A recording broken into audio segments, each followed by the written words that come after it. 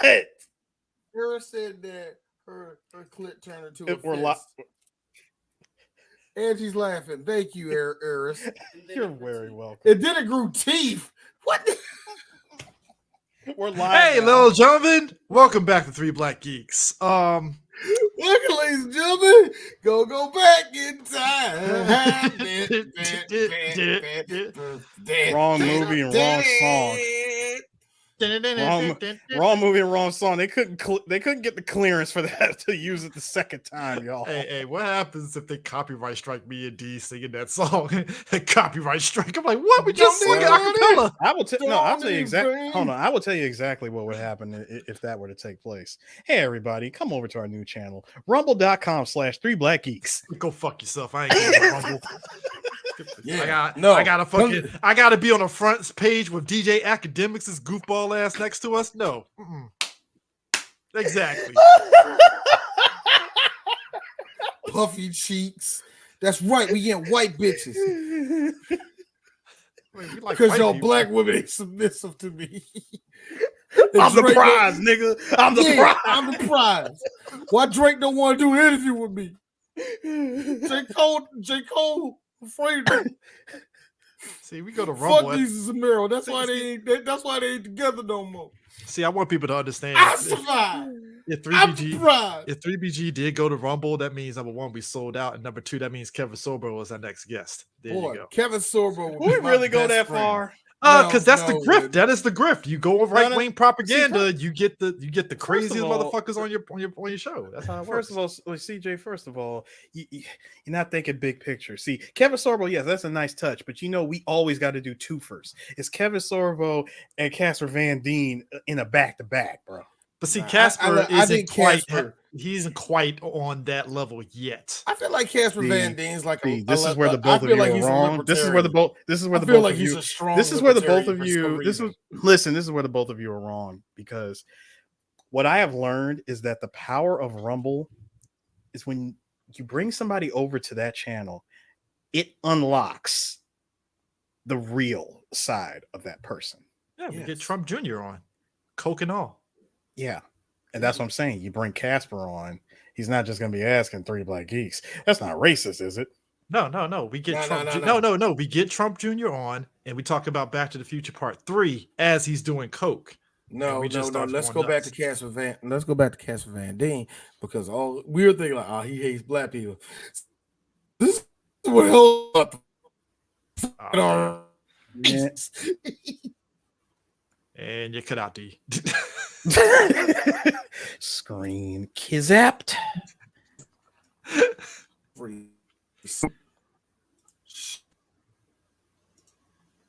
His internet is every like shot. Motherfucking show. It's like screen capped. Anyways, guys, today we're talking about Back to the Future Part 2. And there he goes. Hold on. D's here in spirit, y'all. Okay. All right. Enough clowning around. But Back to the Future Part 2. I gotta ask this, man. I don't understand the fascination of the importance of Marty's fixing his life, because what's interesting about 2 is that Doc, at the end of the first one, as we talked about in the first podcast about the first movie, is we got to go to the future. We got to say something wrong with your kids. And we're like, okay. The fact that they had to go 20 plus years into the future. 20 years in the future. Was it 2016, 20-something? 2015. 2015. Which, don't forget, it's a super important year. We go from 85 to 2015. Yeah, which was about 7 years ago today. And in and of itself is weird. And in this time frame, you go into 2015 just to prevent his son from getting arrested. I mean, who knew? Who knew that, petty theft was enough to go back? Yeah. I mean, look, I can say this much. It's amazing that these movies, Marty unknowingly kind of fucks Biff's life over a little bit. He fucks a lot of people's life over. No, first of all, Biff's life gets fucked over in all 3 of these movies. Let's go ahead and establish that right now. Oh yeah. Because I mean, the first, you know what, Chris? Much like Cobra Kai, doesn't really weigh. Isn't really necessary for the Tannen family to get fucked so hard. Because Biff went from at the beginning of the first movie being this capitalist corporate dude that was using Marty's dad to do his work for him. Now all of a sudden he owns, I guess, a detailing company, but meanwhile Marty's dad is this big best-selling novelist and shit that has a book. I mean big dick swinging, literally and figuratively and literally. I keep saying it. He's clearly cheating on Lorraine. Let's think about something. Yeah. Oh yeah, most definitely. But let's think about something here. Picture this, if you will, and how realistic of a scenario this could be. You're in high school. You're known as the nerd, the jock, the guy. Let's be real. This guy's living his peak years right now in high school, right? Oh yeah, because even if none of this happened, it was going downhill. No, because again, this is his peak years right in high school. So this is already a tragedy in his case. The moment he graduates, whatever he does at this point is going to be nothing more than, I remember back in the day, I was an all-star quarterback. I threw 3 touchdown passes in a row that game in 2002 and all that bullshit. Anyway,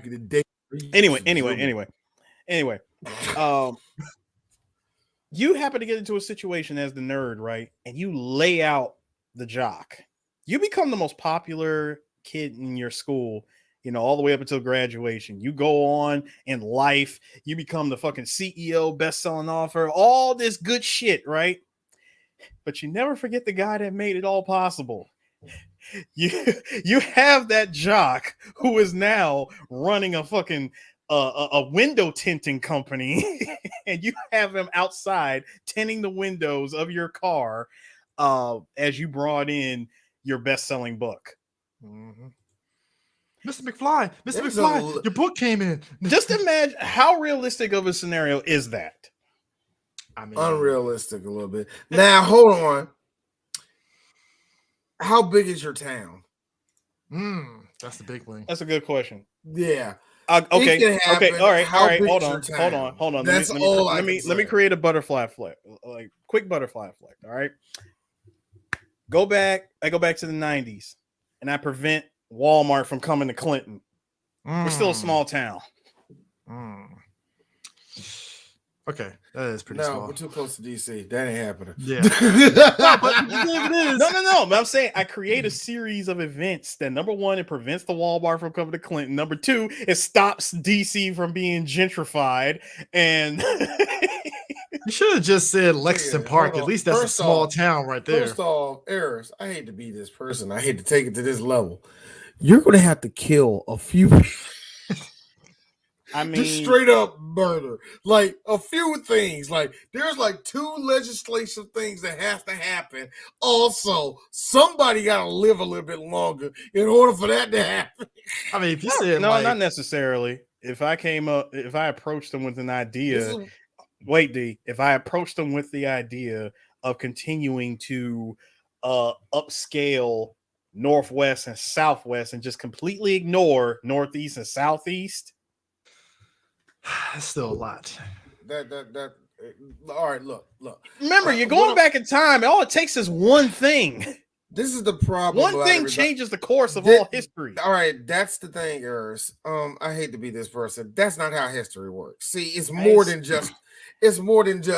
Oh, I stubbed my toe, therefore the trade centers fail. No, it is more than that shit. I'm not saying that one thing. I'm not saying that particular. I'm not saying that one particular thing, D.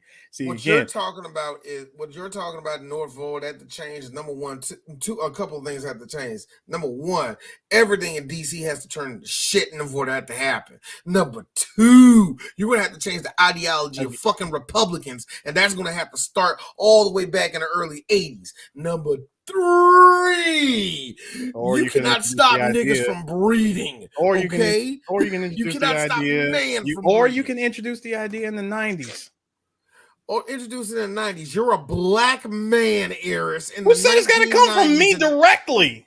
Or you can That's just, what I'm saying. Or you in order to do a movement like that, you have to pitch that 25 years earlier, and you have to make sure that movement stays steady and true for 25 years. Nigga, that's the reason why black people only get little itty bitty pieces from here and there, because it takes us a long time to get shit. You do like me, and I'll just be the guy that prevents Jesse Jackson from going up in that room and getting caught up in that police thing by inviting them over to Ben's Chili Bowl instead, and then boom, he doesn't get caught up in the room. Or he could go back. Or we could just throw that nigga in the closet and let Shirley Chisholm be the Shirley Chisholm try to go for president and see where that takes us. I think that's as far as we can do it. CJ, or no, while we're back there, you just make sure to tell Marion Barry, hey, you know what? Don't smoke it. You know what? I feel I'm just like, hey, I'm like, nigga, don't do it. Eris, and see, this is the whole point about Back to the Future, y'all. Now, Eris, I hear what you say. And this is why I say why history doesn't work like that. Because what you probably did was fucking even worse.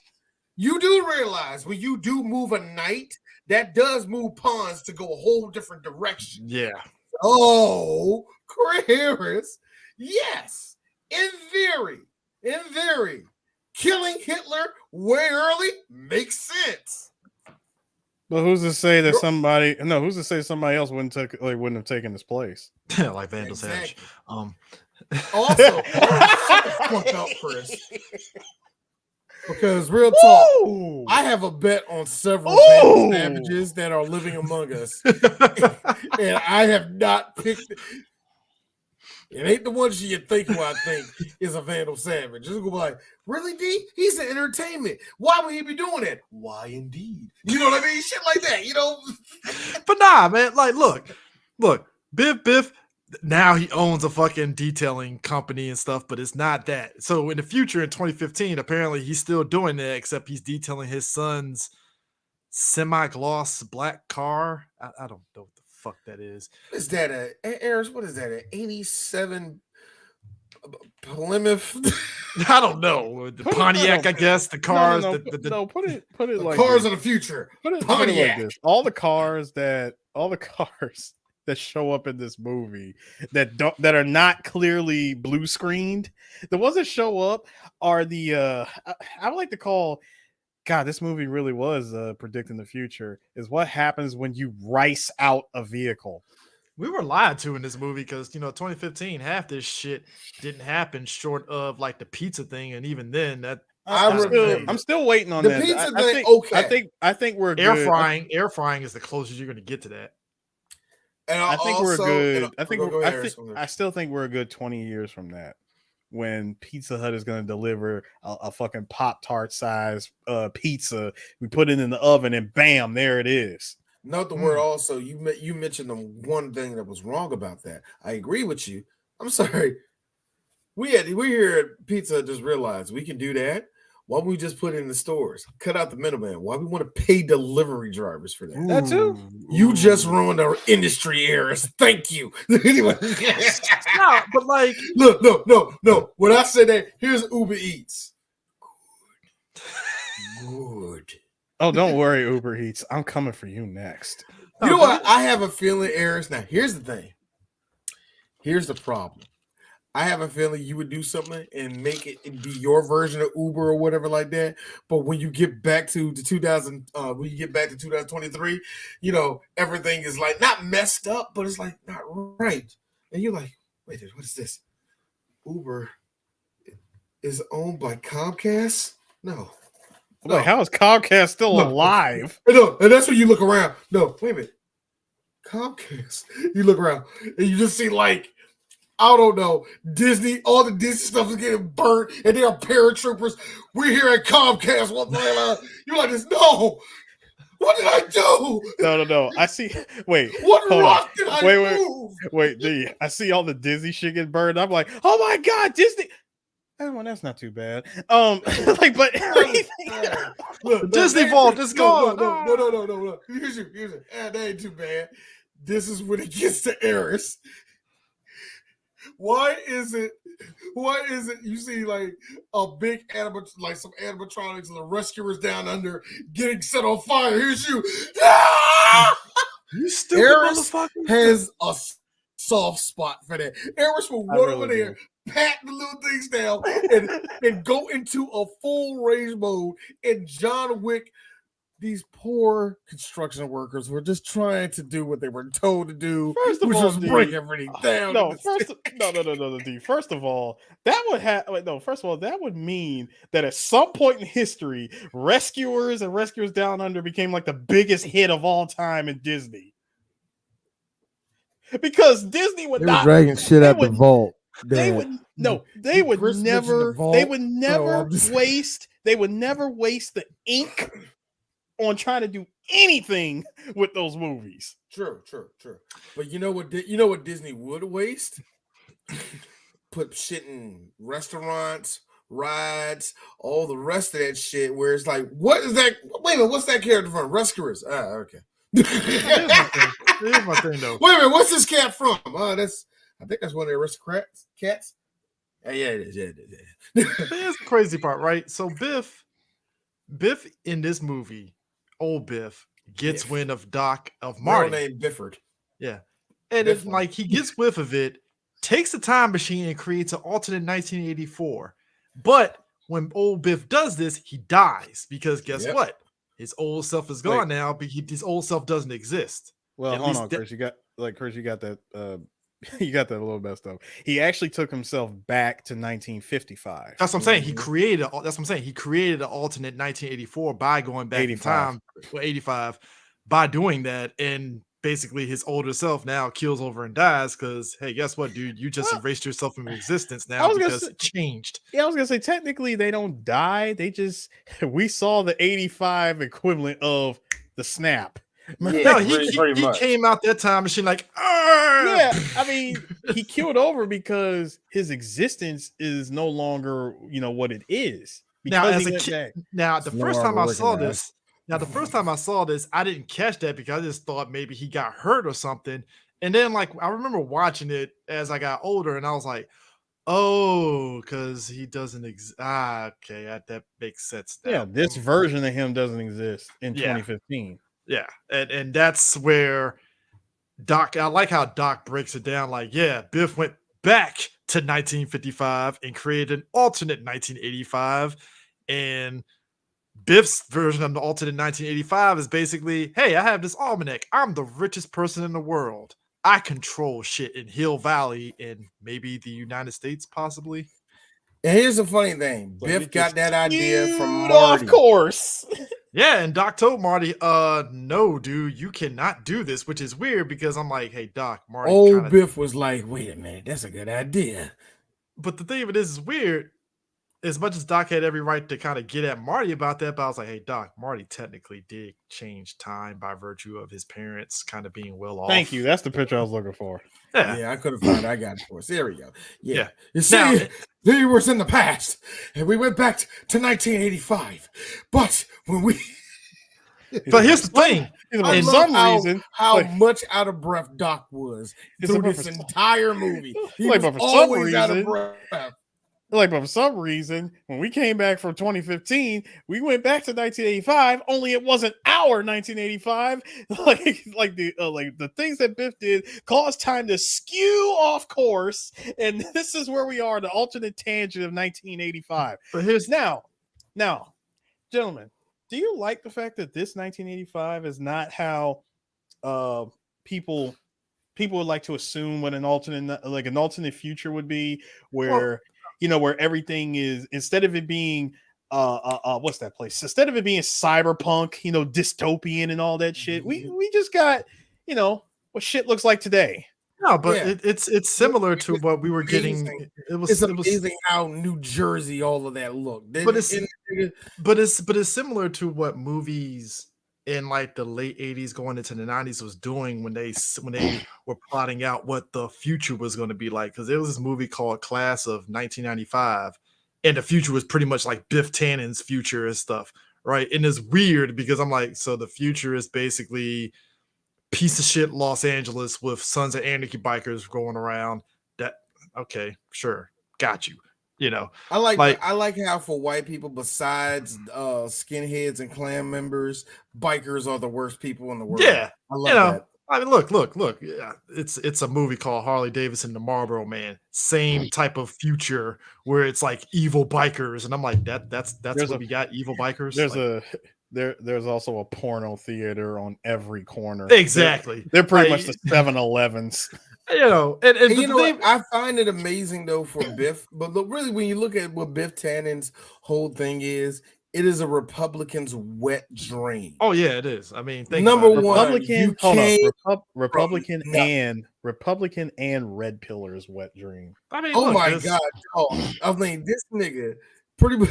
Luckiest man over earth. That is the most whitest fucking looking face ever. Just like, ha. How about the fact that the state? Hold on. How about the fact that the state is likely to start a payroll tax in 1960? Whoa! Really? I don't like this at all. As a member of Los Angeles, I don't like. Nah, but you know what's interesting too is that everything looks like Donald Trump's.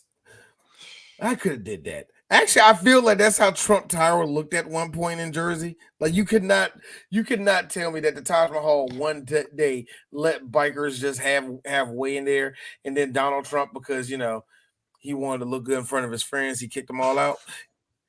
Or that's how Donald Trump always was until he started sucking dick for to be a president. That shit. Or how up until a couple of years ago he was mostly a Democrat.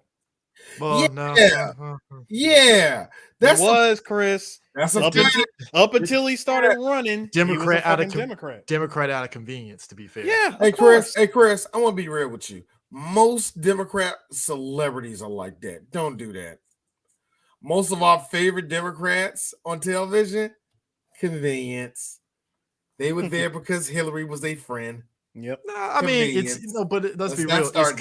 Hold on. I love Obama. How many niggas is faking with that crap, man? Come on. No, because the difference was they gave Hillary the have cheat two. codes. No, that's what I'm saying. You have two sides to it. You have your convenient Democrat, which was Trump, because I don't think he really bought into progressive stuff that Democrats. I didn't say he was. I'm just saying that's what the nigga registered himself as for up until a couple of years ago, Chris.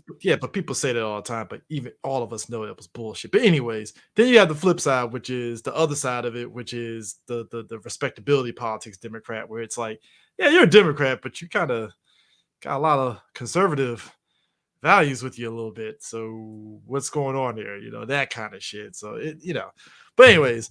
But it's what's weird is we talked about the whole thing with time travel and how it really is. It's kind of weird that what Biff did, it's kind of the equivalent of, oh, so you just created a new time period now, because you can't go and change, you can't go back in the past to change your present future according to legit time travel. So all Biff really did was he created another branching timeline, essentially, where he's rich. Yeah. Which is interesting in and of itself. But again, this is the other type of time travel that we see in movies, where it's just basically you go in the past, you change your future kind of thing, butterfly effect, that kind of shit. So the butterfly effect being that fucking almanac, which I'm like, the fact that old Biff sat there and just that scene alone of Marty looking at that conversation between them talking and he's predicting everything else, like, that would be a pretty dope book. Yeah, that's actually a pretty dope. I have to think that was a lot of green screen on that, which was pretty good. Still holds up.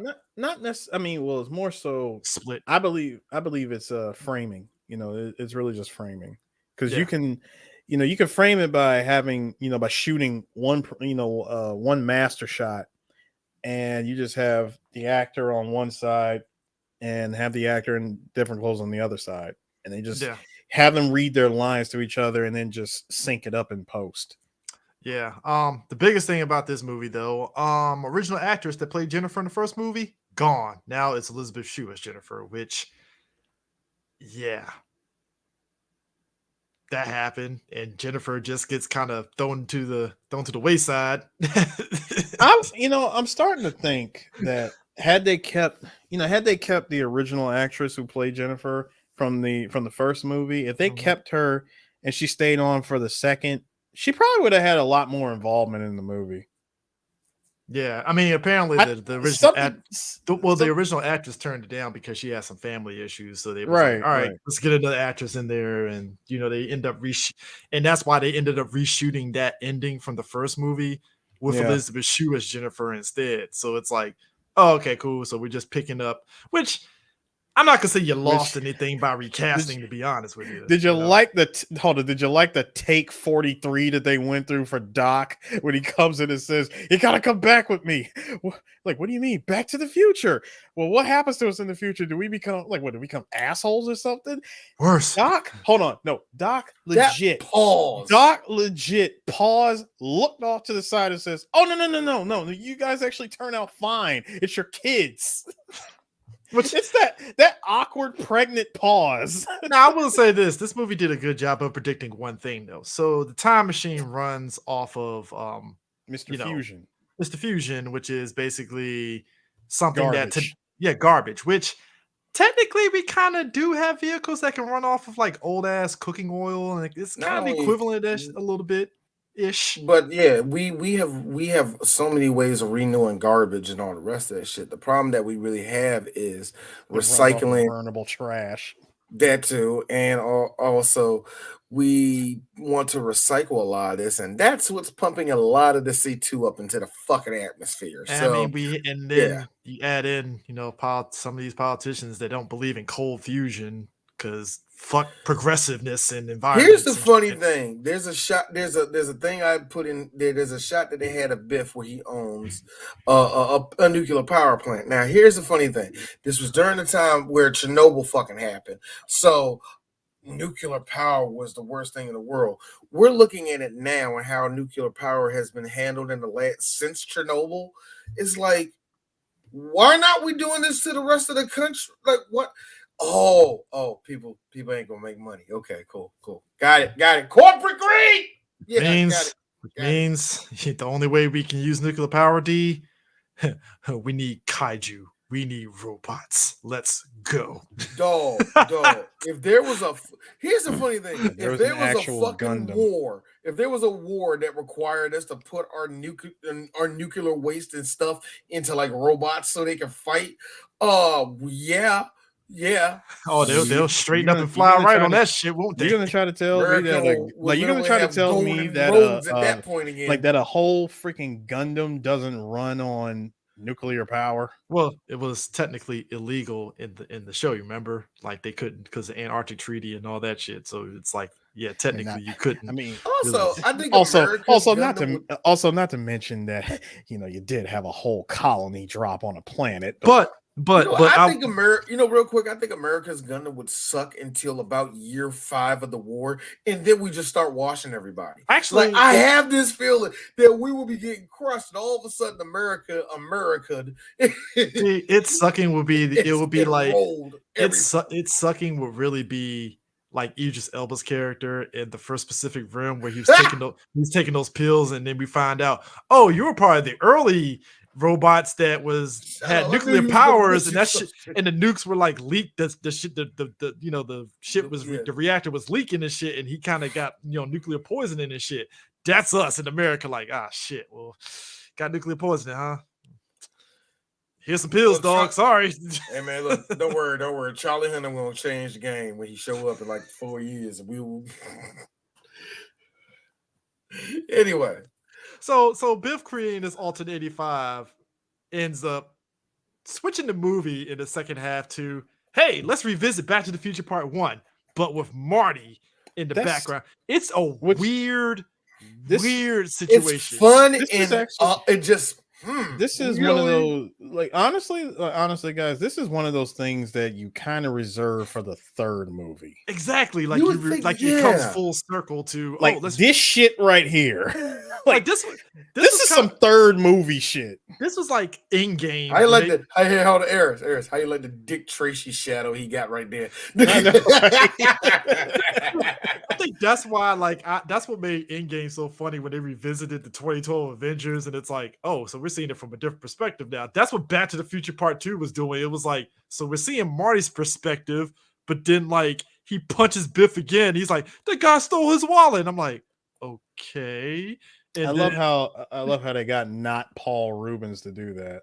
I know, right? So I don't get whatever. And then Biff's the gang trying to basically chase after, smooth criminal Marty, as I'm gonna dub him. Stop it. That's not Smooth Criminal Marty. That's Gumshoe Marty. This is Gumshoe. Gumshoe Marty. Gumshoe Marty, and you know it, nigga. How do y'all like the fact that Doc tells him, hey, get yourself some 50s clothes, something inconspicuous. This is what Marty gets. First off, I like how Doc had that briefcase full of different money from different eras, and he was like, 1955. Here's some money. I'm like, yo, 1955 American currency. There you go, bruh, man. Like you had that in a briefcase. Sure. And I love, actually, that brings up a line that he said earlier. He said, "Doctor, what we doing all this for? I'm doing this I'm doing this for reasons, Marty, and maybe to know the ultimate reason. Why? I'm like, hey Doc. These Shaw 3 Black Geeks. I'm gonna throw this out to you. I'm gonna throw this out to you. There were a whole lot of Libyans that are probably still looking for your ass. I know, right? You killed 2 of them. All the currency down here.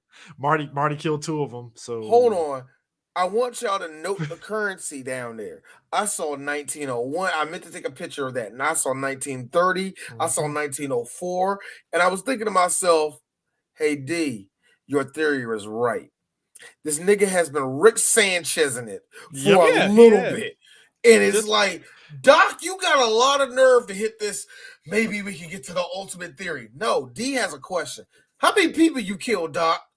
Here's a better question. No. How many people did you kill? Here's a better question. Because this is real money. You had to steal this. No, didn't Doc also get money from other times? That's what I'm saying. talking about. No. I'm talking about in the future. Didn't he have like currency? Yeah, he had up to 2,000 or something like that. I saw 2030 or something like that. Yeah, so he's been, which would be funny. Which is funny because I know as a joke they probably said President Donald Trump is on it.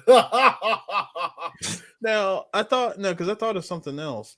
At the end of the first movie, when Doc takes Marty home and he says, "So where are you going now?" He says, "I'm gonna go about 30 years. It's a nice round number." I then thought to myself, Doc, you didn't just go to 2015 and back. You went to other time periods and then came back. Because let's be real, that's how he got the Mr. Fusion thing. No, because let's be real, this is what Marty was talking about in the at the end of the first movie, which was, wait a minute, I got all the time in the world. I got a time machine. Like, I'm gonna go back 10 minutes and warn Doc, oh my God, this is how we got the plot of the second film and how we got Marty to see himself from a different perspective. Yep. And I mean, also, just real talk, Doc got a lot of nerve with me because in order for you to have the money, because I saw the price tag of that shit, that's $30,000. Now, I'm not saying that he didn't have $30,000 on him when he got his shit on converter and all that. The problem that D has is, Doc, I know you stole some of this shit. I know your track record. You want to know why? Because your house just didn't blow up and burn up in mysterious fashion, my nigga. I'm just saying. Your very, very Russian wife just didn't die mysteriously. Now, my thing is this. I mean, did you like how he went to the future and invested in the whole prosthetic surgery thing, which changed his face up and made him look younger? Yeah, he just basically did the face peel thing that we have today, where you just. He said, "See what he did there? How do I look? Here's me. I gotta be very honest with you, Doc. I'm sorry, Christopher Lloyd. You always look like you were 60 years old. So I don't know." If you watch the recent episode of Mandalorian, he's old as fuck. That nigga is. I'm sorry. I love Christopher Lloyd. He's 150, ain't he? Yeah. I'm sorry. He look. Love you to death, Chris. You look ghoulish. I'm sorry. Hey, look. But he still pulled it off with old man with a shotgun and nobody. Need this nigga. I need Christopher Lloyd to show up. Hello.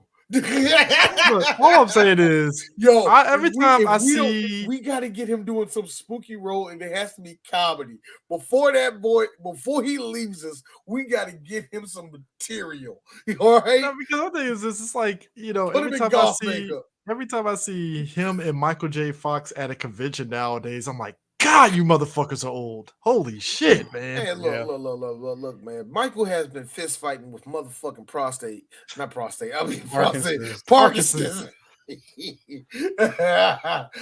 Fist fighting Parkinson's. Jesus. I'm shaking. I'm shaking to that shit. Stop! What? Stop. That is way too fucking easy. Stop. Both of y'all ought to be ashamed of yourselves. How am I ashamed? I ain't making no fun of him. I said he was a fist fighting with Parkinson's, meaning that he has been fighting with it. This motherfucker over here, though, this nigga over here talking about he humming like a V10 engine and shit. Wrong, Chris. Wrong. Hey, I would gladly get my autograph from him at the next convention to make up for it. So, you want to make fun of that? You better have that $200 on hand, Chris. Shit, that's right. That is right. Hey, no shout outs to Awesome Con on that one. I'm just saying, man. If you going to say hi to the Fox, Spin City, baby. Spin City, bitch. Teen Wolf, nigga. Doc Holliday. Growing pains, bitch. That's Doc Hollywood. Doc Hollywood, sir. Doc Hollywood, nigga. Frighteners, nigga. Frighteners, thank you. Frighteners, my nigga. Tom Wilson was in that movie too. But we get to be Wolf, bitch. But we have to talk about this though. So the biggest thing about this movie that came Boyish about Charm I had Boyish Charm until I was 45, and then all of a sudden y'all realize that I've been literally forcing myself not to shake on Spin City, and all of a sudden, oh my god! So do you want money, Michael? Yes, I want y'all money. But like the biggest thing that came out this movie that popped up many years later because capitalism. The fucking Nike shoes. Look, this whole movie, nigga. Can we? But it's the Nike shoes, it's the jacket, it's the hat, and it's the hoverboard. Again, Chris, this whole made by movie, Mattel, by the way. This whole movie's product placement, nigga. No, but I'm just talking about in terms of it translating into real life and their capitalizing off it. Yes, product placement. Look, here's the funny thing. The one thing I will say this, and we mention this all the time. They ain't been, you seen advertisement. Y'all ain't seen 80s and 90s advertisement, nigga. And you saw it all through this movie. It was just dripping. Sony loves doing that. Sony Columbia loves doing that to all their movies, John. Mm-hmm. Go ahead, sir. The thing I wanted to point out the most about the shoes, the Marty McFlys, the Nike mags, if you will. Mm-hmm. In the movie, the laces, that was all, from the special effects department, because the fact that they strapped in that damn fast was, that was crazy, right? It was nice. And look, nice. They had a jacket that air dried. Yeah, jacket that air dries. We're getting close to that, actually. I think we're really getting close. No, not just that. It's a jacket that air dries and self-adjusts to your size. Mm-hmm. Okay. I think we're closer to the air drying than the self-adjusting, but we got heated vests. That's what I'm saying. We already got heated vests. Yeah, you're right.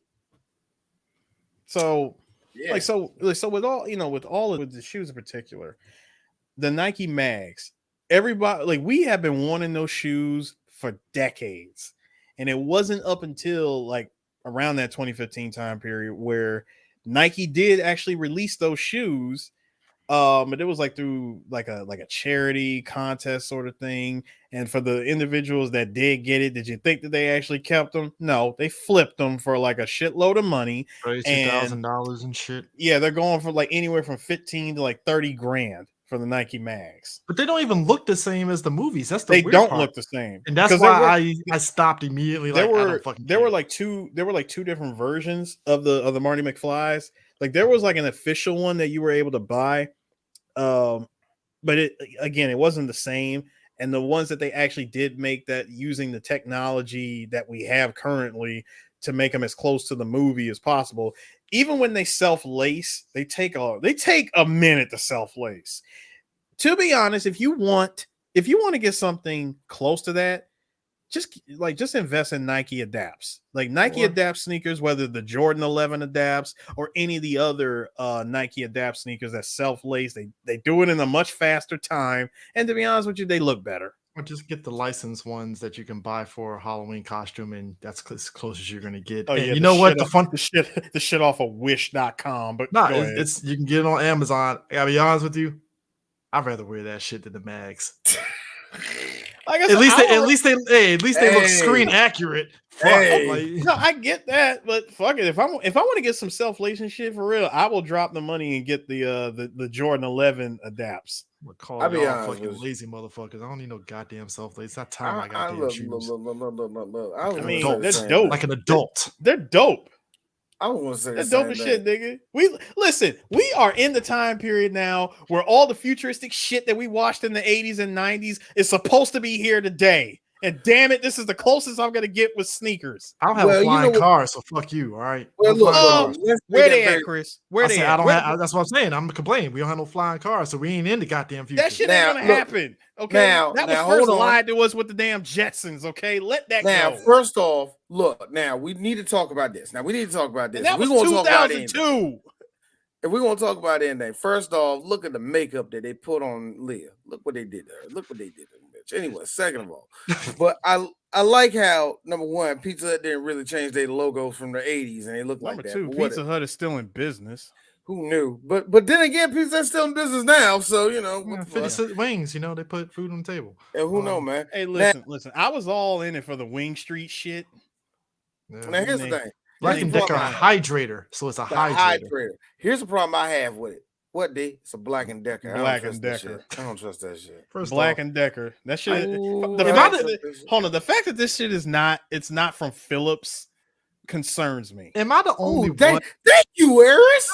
No, back up for a second. Am I the only one that questions a company that's good at making tools giving me a fucking kitchen appliance? No, I don't believe you. Hydrator, though. Stick to what you know. You make drills and power tools. I don't need you making kitchen appliances. Hold on. All right. D has to specify. You make shitty drills and shitty power tools. That's what you do, Black and Decker. Okay. The Duster was the height of y'all shit. Hold on. This is one thing that there's one thing this movie definitely didn't predict. Collaborations with companies. This shit should have said Black and Decker, Black and Decker with GE. Actually, I'm surprised it ain't. Look, if this shit ain't GE, Kim Moore, and you know what? I don't think they belong in the kitchen, but I trust them in the kitchen. Dyson. I don't trust Black and Decker in the kitchen.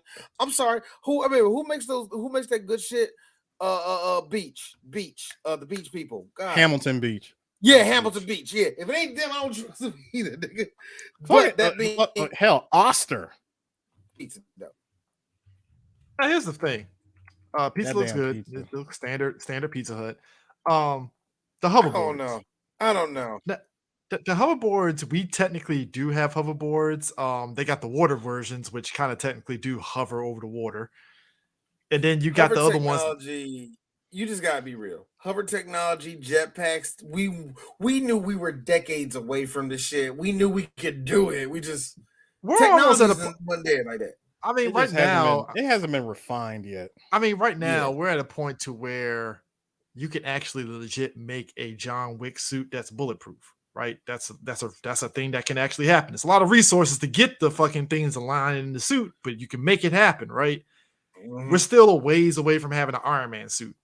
You know, we've seen people try to fumble around building it, but it being a feasible thing that you can build, we're still some years away from that, right? And we're decades away from the nanotechnology. Yeah, I mean, we have that. I was going to say we're closer to nanotech than having a suit. Yeah. I think we got nanotech. We ain't gonna get a suit. No suit with nanotech. No, that's what I'm talking about. That's what I'm talking about. I'm talking about the nanotech suits. Oh no, here's the funny thing. Here's the funny thing. As much as I think America is getting washed in the tech game, you do realize it ain't just us trying to come up with a new shit. That's why I'm saying the nanotechnology, that's way closer than what we think it is. You know? Now, are we close to getting the riding suit from Metal Gear 4? Probably. You know what? Probably. I feel that here's the funny thing. Now, of all prosthetics are ramping up even better than. And that's why I said that. Now, that being said, America got the game on that one. I think America and like like America, I think they got that. Was like this. He's like, what do you mean we ain't got this? Like, nah, I don't know the good shit. I mean, look, man. Hey, nigga, throw that football. Woo! I know, right? We're at a point now where it's like, hate to say it, I feel military veterans are like guinea pigs for shit like this because they always have been, Chris. I hate to be that person when it comes to history. When it comes to history, especially medical history, veterans are guinea pigs, yes. Because now, like the prosthetic hands look like real hands now, but it's like robotic and stuff, and it actually looks like a human hand. Yeah, man, that's why you're getting all these. That's why you're getting all these really, really touching TikToks of dudes like, oh my god, like he can, you know what I'm saying? I gotta blow it off. Or if you lose your hearing, you can get kind of like cybernetic.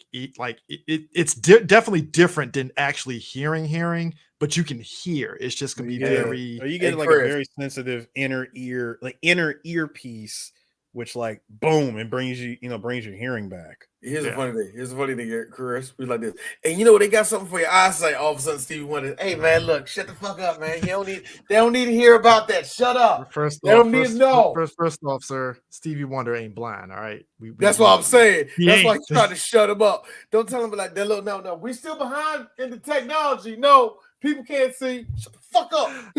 I don't want anybody saying, well, Chris, nobody's telling him about his hair. That's a ruse because Stevie wants people to make it seem as though he doesn't know anything about his hair. Eris, it's a South Park episode. You know who don't want to let them know? Ray-Ban, Oakley. I can't think of all the eyeglasses company. They don't want the truth to come out. Look. Us Steve, I got shot, nigga. Us Stevie fans, we know he can see because we pull up that video of him picking up that mic stand when it was falling down and giving it to Paul McCartney, and everybody's like, "How the fuck did Stevie know it was gonna fall down?" Now, real talk, y'all. Real talk. It's mainly because. First off, he's a Hokage, so he is blind. But shut the fuck up. Here's the thing. Yo, Stevie was smooth with that shit. Gave it to Paul, and Paul was like, "I like how." Look, here's the thing. Let's just put this in perspective, Chris.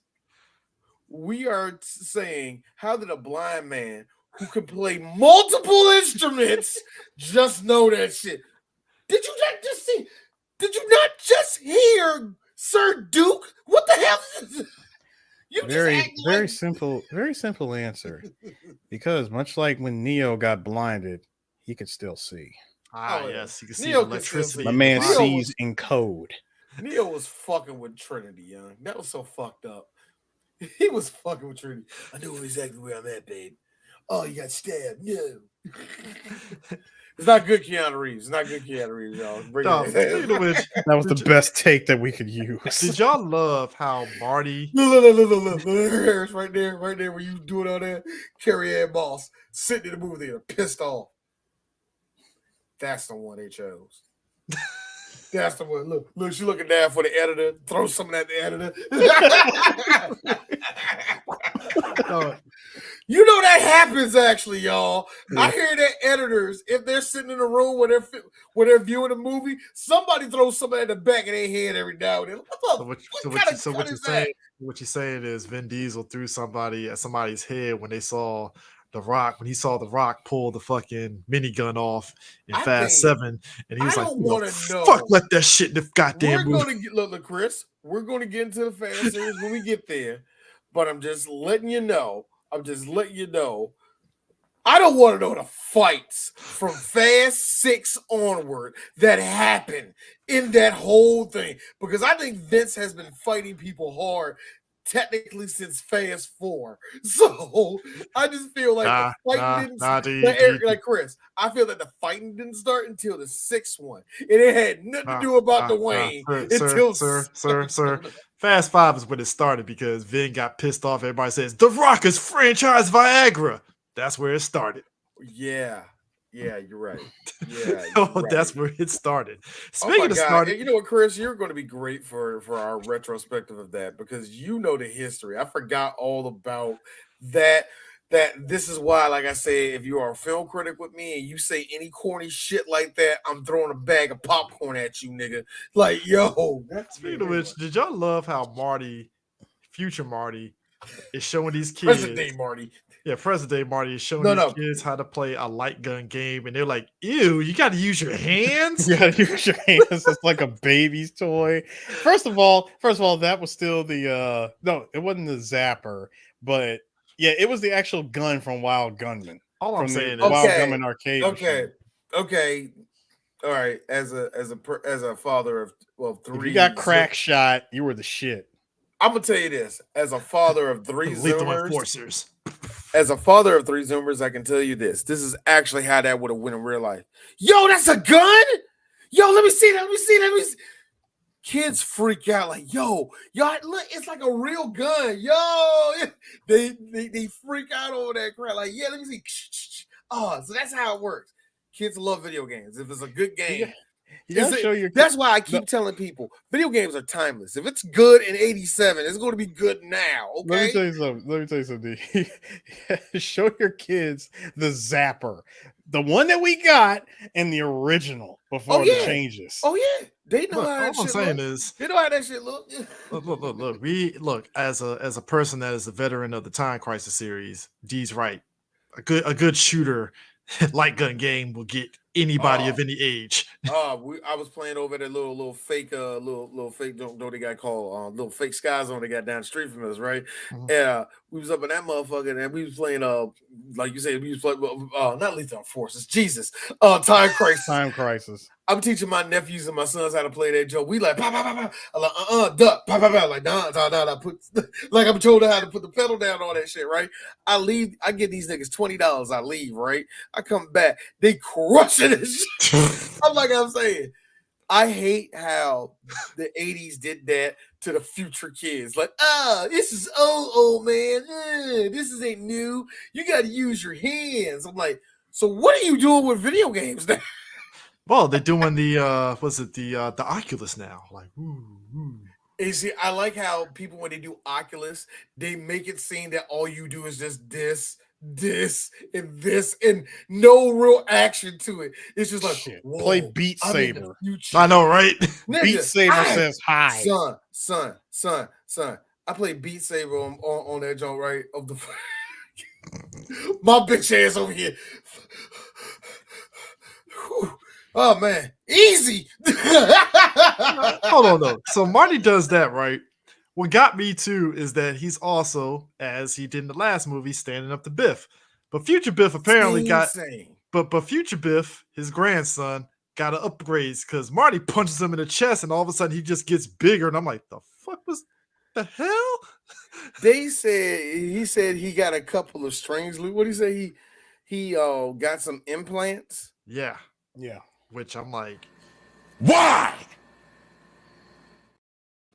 Who was the doctor that said give him the rage roids? This is almost the same doctor that said, I'm gonna take a notorious drug dealer and killer, and I'm gonna make RoboCop 2 with him. I will forever feel that is very. I didn't say it in the episode that we did it. That feels that feels very America though, right? Like, yeah. It feels very America. Very America. We would do that shit right now. It's just we would dress it up like he's not a convict or anything. We just, we would just dress it up. He's somebody that's trying to reform it. We just thought it would be a good opportunity to put a convict's brain into a robot. But why? Why would you do that? Why would you do any of that? I'll be the one scientist like he likes Coke, by the way, guys. I quit. So why did we get to this one? In all honesty, there were a number of scientists injured, dead, and 3 of these robots killed themselves. So look, here's the thing. We made progress, is what I'm trying to tell you. But one thing is this is just the shit that Biff said he had implants. It just reminded me of Batman Beyond, where they went into they splicing themselves with animals and shit. And I'm like, the hell is this? Like, this is where we're at right now. Batman has to face off. It's like which it makes sense, but it's like, damn, So I got a question. Who did Biff fuck? Well, obviously one of That's his. a grandson, right? It's a grandson. Yeah. Who did Biff fuck? Maybe one of Lorraine's friends. I was just gonna say. I like the friend. fact that I also like the fact how, and this shows you that, and you know, real talk. A lot of older men back in the day that they're gone now, but a lot of those older guys that grew up back then, they said, "Say hi to your grandma for me." It's like, dude, ew, y'all haven't spoken to each other in 36 years. Go home. Why is you still fiending for my grandma, bro? Ugh. Look, man, we all There's a lot. Look, not granted. I'm looking at a couple of y'all millennials when we hit 70. Yeah, man, say hi to your mama for me. Like, hey, yo, Darius. Stop, man. Stop, dog. Oh, She a grandmother of 4. I'm a granddaddy, and you don't talk to none of your children. Like, I don't understand. something else I want to point out. Marty had one job, right? One. It was just one simple job. You pose as your son. You go meet him at the Cafe 80s, which tell him no. And tell him no. Which, by the way, Cafe 80s. I want to set aside a moment to talk about that after I finish my point. Mm-hmm. He was supposed to go in and just simply say no. Whatever it is, whatever he tries to tell, like however he tries to convince you, just say no. The man cannot take somebody calling him a chicken and just let it go. My dude cannot. It's amazing. It's so amazing. In fact, I said, like, D, you and I, we talked about this before the podcast. I said, you know something? It started with this movie because this was nowhere to be found in the original. The first movie had none of this. It started with this movie, made its way into into part 3, and then in that same year, it's been in every damn episode of the cartoon. But the thing of it is, too, seriously, into the cartoon. He's not joking. But to be fair, that's also the thing of like how Marty is different from his dad, because whereas his dad ran away from shit, Marty is so headstrong and shit that he doesn't want to back down from shit. Yeah, I get that, Chris, but this is my problem. He didn't have to establish the whole "nobody calls me chick." Y'all were trying to work in a catchphrase from Marty as a tough guy, right? Is that what y'all were trying to do? I think they were just working a gimmick. No. Zemeckis, talk to me. Was that what y'all was trying to do?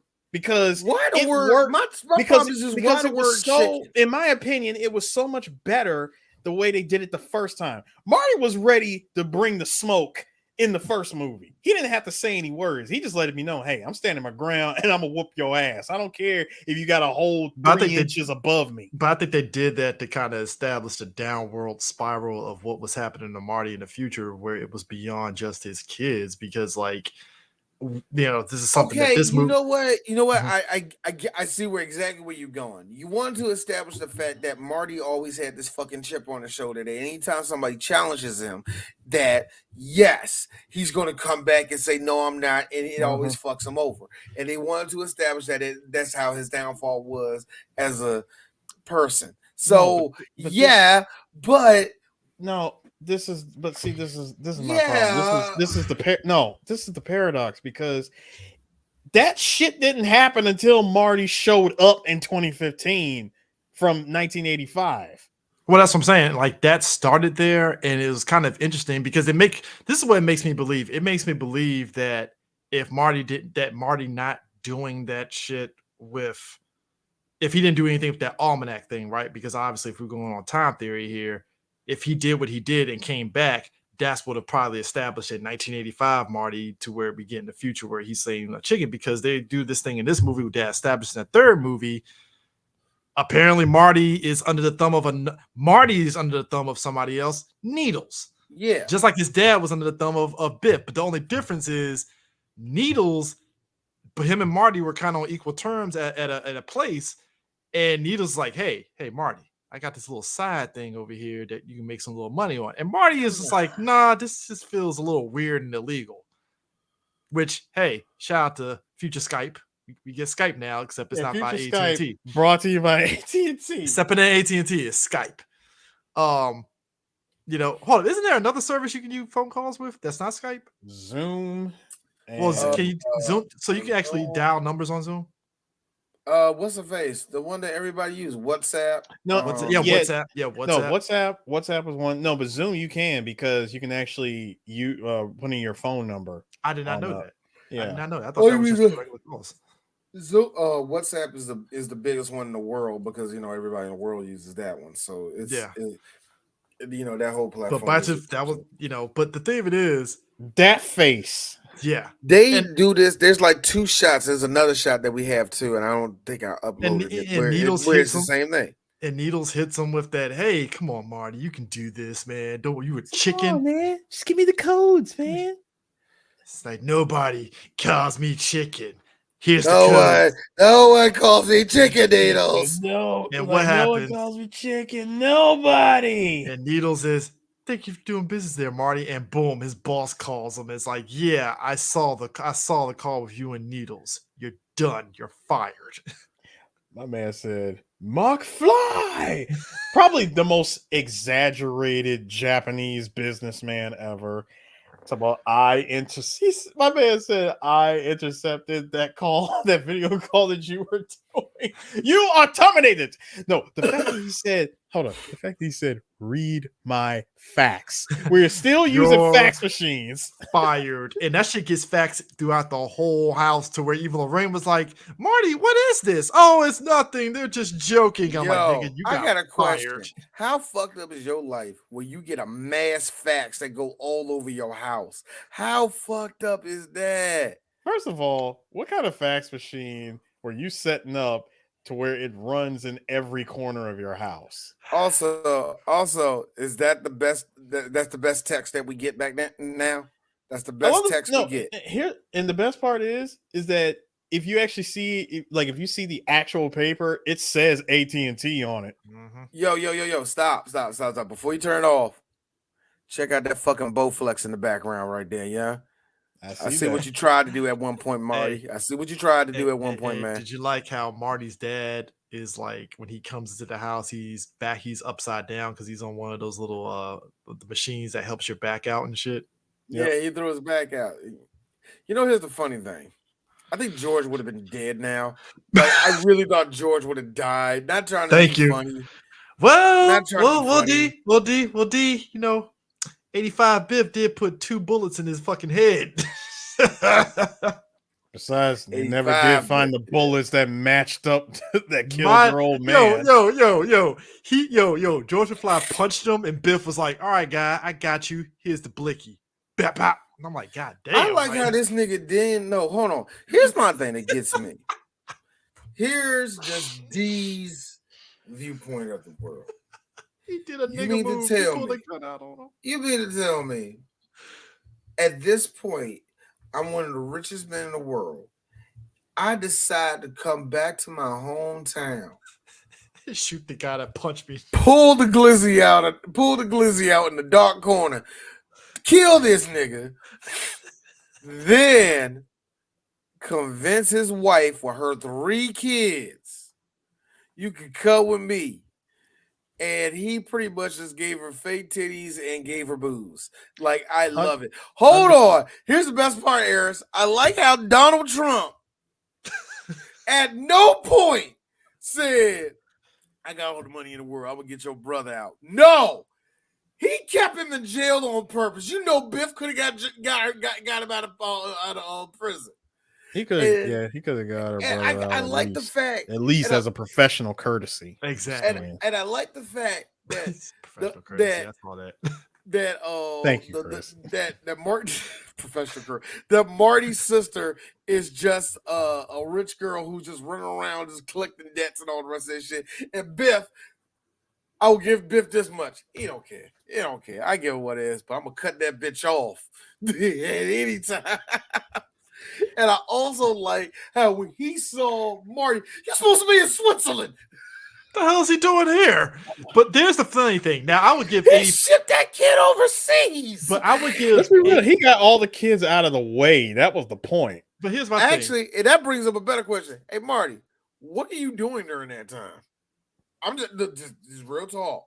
What are you actually doing at that time? My thing is it because that you're over there now? There's not a separate Marty, or is that the same Marty? That's anyway. My thing is this though. I will give 2020 Biff this, or 2015 Biff this.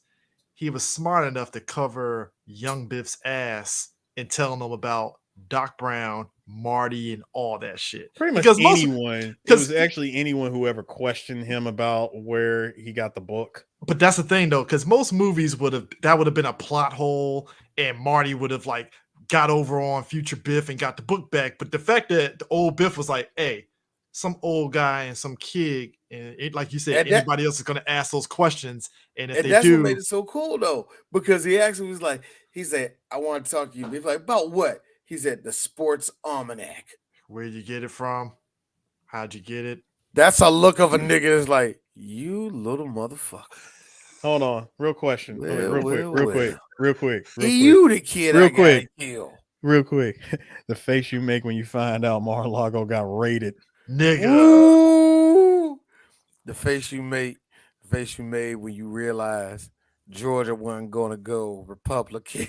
The face you make when you realize the one time you decided to steal work from work, what comes back to haunt you. That face you make when Hillary is still not locked up.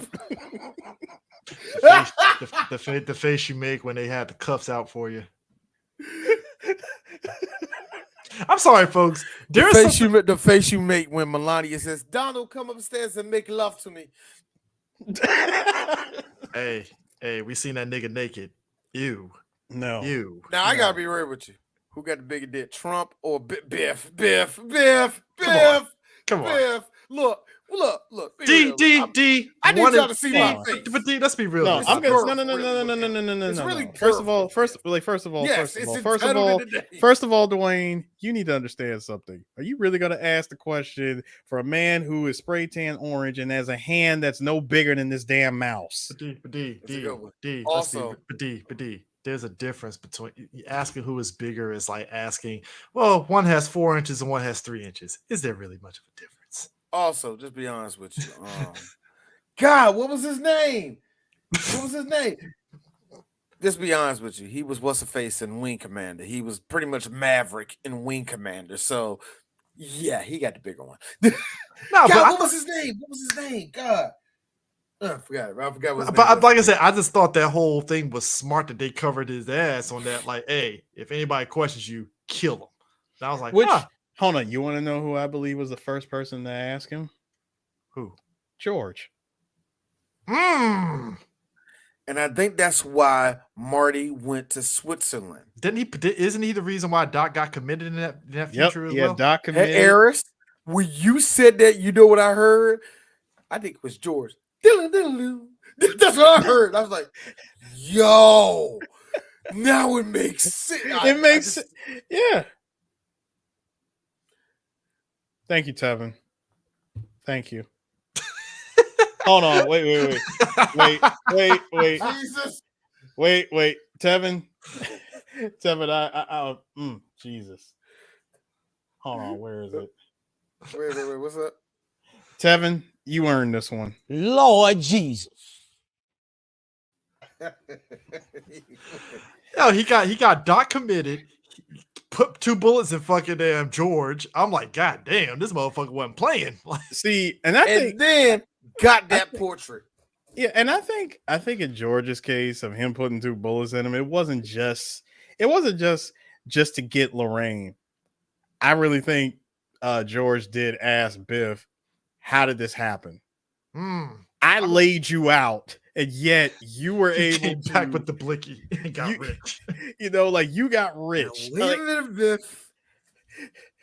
Hey, wait a damn minute, Biff. Something's not right about this. I'm trying to figure it out. Hey, McFly, your shoes untied. Pop. Or I'm going to do this out here. Hey, you know what, McFly? I'm making all this money. You want to get on the action too? You know what, Biff? Why not? I want to get on the action. What's going on? That's perfect. That right there. You know what? Yeah. It was like this. So this is all we're going to do. This is all we're going to do. So you see the game. It's going to be the Denver Broncos versus the Washington Redskins. Very simple. Who wins this game? Come on, Biff. John Elway's the greatest quarterback in the world. That's not going to happen. All right, okay. Now, I know I'm skipping ahead, y'all. I just needed a game. I know that didn't take place in the 70s. Fuck you. I just need an example. Okay. Guess what? There's going to be a black fella that's going to come out and is going to win the game. Black guys can't play quarterback, Biff. Hey, y'all, hold on. Hey, don't laugh.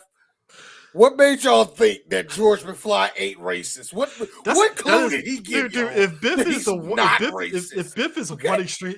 one extreme of racist, George McFly is diet racist, where he says some shit like that. Yeah, he would say some shit like that. And when he lost, he is conservative racist.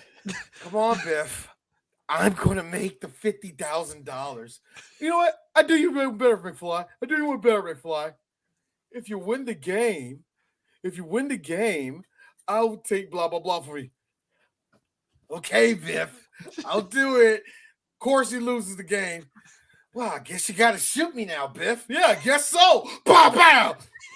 Stupid butthead. Wait a minute. Why am I saying butthead? Nobody's running. Fuck you. There we go. This is more proper. Dude, Biff's boy, meanwhile, still got the fucking damn 3D glasses on and shit. I like how he's the nigga that actually had the motherfucking what you call it? What you call the motherfuckers? Not blackjack. Billy Club. The Billy Club. Shout outs to Billy Zane having the thickest of country accents out of nowhere. Hey, hold on, boy. We can do this the easy way or the highway. We can do this the easy way or the hard way. The easy way. I'm gonna say this. Billy Zane. For the record, I do believe that in Earth 791, this is what Chris has been waiting to do all his life. Yeah, Chris. Because Chris, this is your favorite. Zane. This is by far your favorite moment in Back to the Future Part 2 above all the moments in this movie. I do believe this is your favorite because real talk. I really believe that if you had the job of being anybody's bodyguard, come on, you got the height for it. You might as well do it. You'll carry a billy club and you will tell it's a blackjack, not a billy club, sir. Okay, blackjack, fine. Eris, put that picture back up for 1 second. We're missing the star of this. Look at those rocket ass titties in the background. Look at that. Yeah, they got tassels on them, motherfuckers. I see that. No, but Chris, this is still this would be your moment. Your moment when you actually get to jack somebody up and say, I'm actually about to give this motherfucker a choice, but I know what I'm gonna do. We can do this the easy way or the hard way. And think about it, Chris. Hold on. Don't ask me why do I like saying that. I ask that of all my prey. I just like the way it sounds. Hey, Chris. Here's the better part about that. You're 6'3", 4-ish. Michael J. Fox clearly is barely making it over 5 feet. You're clearly going to have dominance over him. I don't know how tall Michael J. Fox is. He always came off to me like a short guy. Like I said, this would be Chris. Knowing that he knows what he's gonna do. He made up his mind 10 minutes ago, but he's still gonna say we can do this. The sick joke about all. But wait a minute, hold on. I'm sorry, Marty. He killed. So I'm sorry. Biff killed George McFly, and who else? Committed Doc Brown and literally got the kids out of the way. Yeah, he cleared the board. He literally cleared the board. Board was complete. Yeah, double homicide. The sick part about this, right? Talk about Biff being old. Meanwhile, Mr. Strickland ass looks the same. I gotta tell you, he went to Korea. Nothing ages him at this point. He didn't seen war. He didn't seen the worst. My man has a no. First of all, no, he went to a war that was worse than the Korean War. It was the high school that he became the principal of. Yeah, it was called the Hill Valley Massacre of 1981. What happened in that town for everything to go to? No, what are people still living there? What's your job in the daytime? Why haven't you moved to San Francisco? Better yet, why are you still fighting? No, hold on. Hey, Principal Strickland, why are you still fighting gang members outside of your front yard? Look. Hey, yo, Strick, real talk. I understand that you're a man of Hill Valley. You was raised, born here, and all the rest of it. Go to Sacramento, nigga. You don't deserve this. Move to Sacramento, start a new life. marry your old Korean lady. You know what I mean? That whole shit was wild. Like, he literally cleaned his slate, and then Marty comes in there, big dick swinging, like, I want to talk about the almanac. It's like sports almanac. The why, who, what, when, and where. All right, ladies, get your hands off my 4-inch dick. It's time for me to get out this water. Now, hold on. Go back to it. Kurtwood Smith's not here, but he's going to channel him. Bitches leave. I got one for you. All right, ladies, leave me.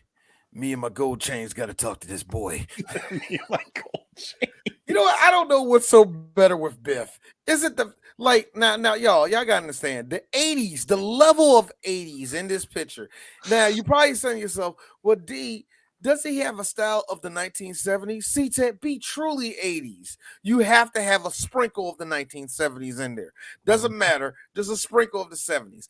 For me, it's the hoops, the fact that these girls look like they're 36, but they're clearly 24. I love it, yo.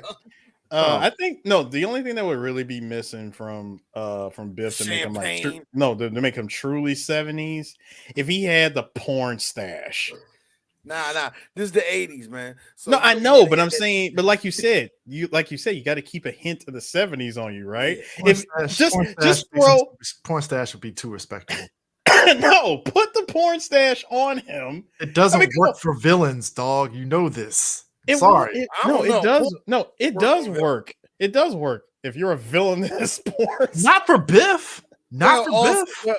Also, to be on your side about this, Chris. Yeah, if you are a villain, you got a little porn stash. More than likely, you are a Nazi. You know. I'm just saying. But what had me rolling? He's doing all this description, and Marty's like, "All right, good. I know where he got the almanac from." All of a sudden, Biff pulls out that blicky, and I'm like, "Yeah, Marty, you made a huge error right here." You know what? He pulled out the same. I love that line. Kill George, and I love that line. I never thought it would be you. Like I get that. Like, look, I made sure of everything, of all the people. Woo! Hey, the best line ever. Didn't think I'd see it coming. You like this. I could have swore it was your dad. I could have swore it was your daddy. I didn't know. I ain't no niggas. He did ask me, how'd I get all this money? And I just shot him off a general principle. But you actually knew about the book. No, hold on. Wait. I got your ears. Wait a minute. My dad knew about the book?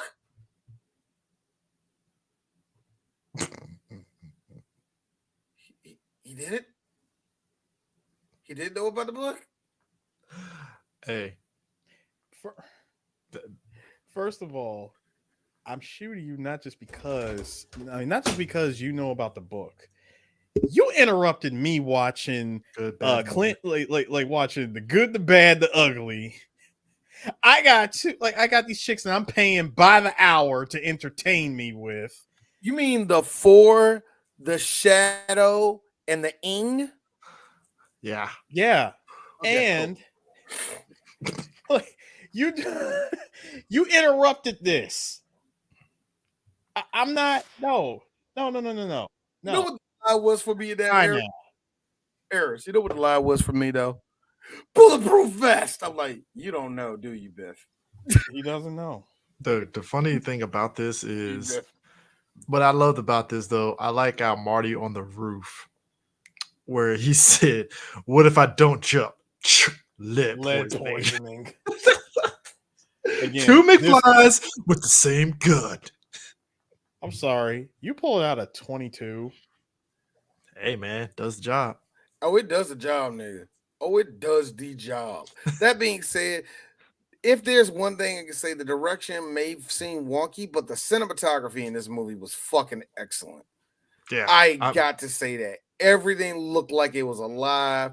Every shot kind of had a purpose. So I loved. I gotta say, man, the cinematography in this shit was nice. I also wanted to point out that before he went through the plan of murdering George McFly, he made sure that he owned the police first. I own the police, Marty. My man was playing 12D chess here. My man took all the bullets from the forensic scene and was like, "What bullets? What are you talking about?" Was that that was the National Guard that Trump had do that to get the people out of the way, right? Okay. Yes. Yeah, because I like how Trump, and this is why a lot of Republicans that come to DC don't like the Metropolitan Police. Oh, they're racist to black people. Don't worry. They're still cops, y'all. But I like how the DC cops always look all the time. I like how the DC cops always look at any of these Republican lawmakers coming in here like, yeah, that's where your city's full of crack cocaine. Now protect me, nigga. Fuck you. I love how the Metro Police do that to them all the time. Now here's the thing. So there's that. Going back to what you were saying, Sue, about the Cafe 80s. Oh boy. So we're gonna talk about Max Headroom screens, the black mayor on the screen.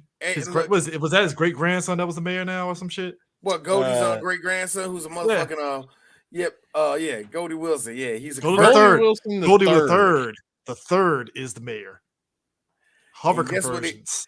I like how they do hover conversions, and it makes me think to myself, like, I could believe that Goldie's kid, went to science and all the rest of that. But a part of me, that's a face that says Goldie Wildem. You're like, you can go to me, Goldie Wildem's the third, and you heard it from me, y'all.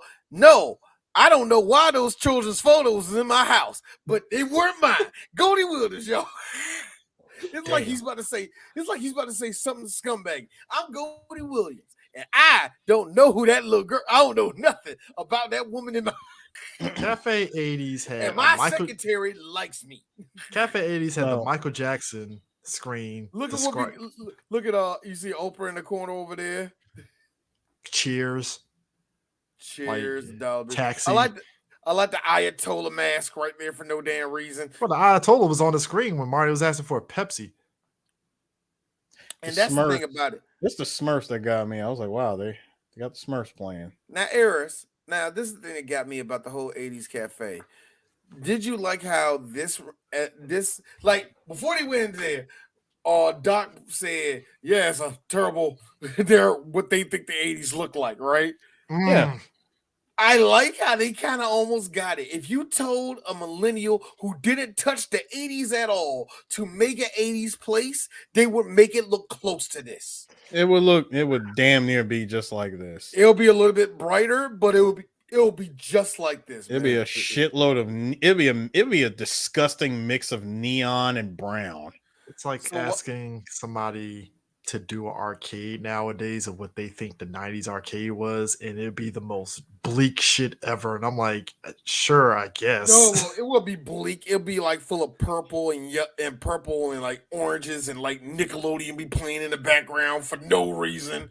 You know what I mean? From looking at this, I do like that they got I love the Michael Jackson impersonator and the fact that they went with Here's what's dumb.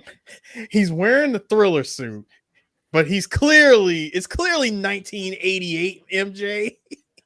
I like how light-skinned MJ. I like how it's such a shitty looking MJ. That's what I love about it. I'm trying to remember I know it was actually one of MJ's impersonators that he that's not Flex. No, because MJ actually did pay. That's mean. No, that's go back to it real quick. He actually had impersonators that he paid like to be at events. I ask you guys. I shit you not. There's something to be said about like how the Max Headroom phenomenon. I never understood it. That was just an 80s thing. I think the Max Headroom thing was when it came out and they made this movie, they thought it was going to either have a comeback or it was still going to be somewhat popular. But remember, it had a little thing, and the dude that did it just stopped doing it because reasons, for whatever reason, and all that shit, man. But because to see Reagan and the Ayatollah and a Max Headroom thing it's funny, but it's just like, wow, this is silly as shit. Like, because I think Max Headroom was supposed to be a representative of the future, and so stop it, god damn it! You didn't see me. Look, Chris. Now y'all can't see me, but Chris can see me right now. I did the whole little head flex when I said that. Special of the day. Special of the day is chicken, beef, and. Hi, I'm Ronald Reagan. Would you like Pepsi? All I want is what did Pepsi. you think we thought was cool? I'm sorry. It's like why did the Ayatollah show up? And that's all the one. Because he was popping. He was popping. Look, shut the fuck up, Chris. Hey, look, we talked about in Naked Gun when Frank Drebin fought the Ayatollah. It was dope. No, he fought the Ayatollah. Why, when I'm trying to get a Pepsi, is the Ayatollah interrupting Ronald? I think it's pop culture, sir. I think they really messed up. They really messed up because if this is supposed to be Cafe 80s, why didn't they use Reagan? Because Reagan was the 80s. It's Cafe. No, it's Cafe 80s. For all these historical figures, it would have been funnier to me if they used Reagan. That is what do you mean? It's Reagan right there. That is Reagan. That's Reagan and Ayatollah, nigga. No, it would have been. Oh, see.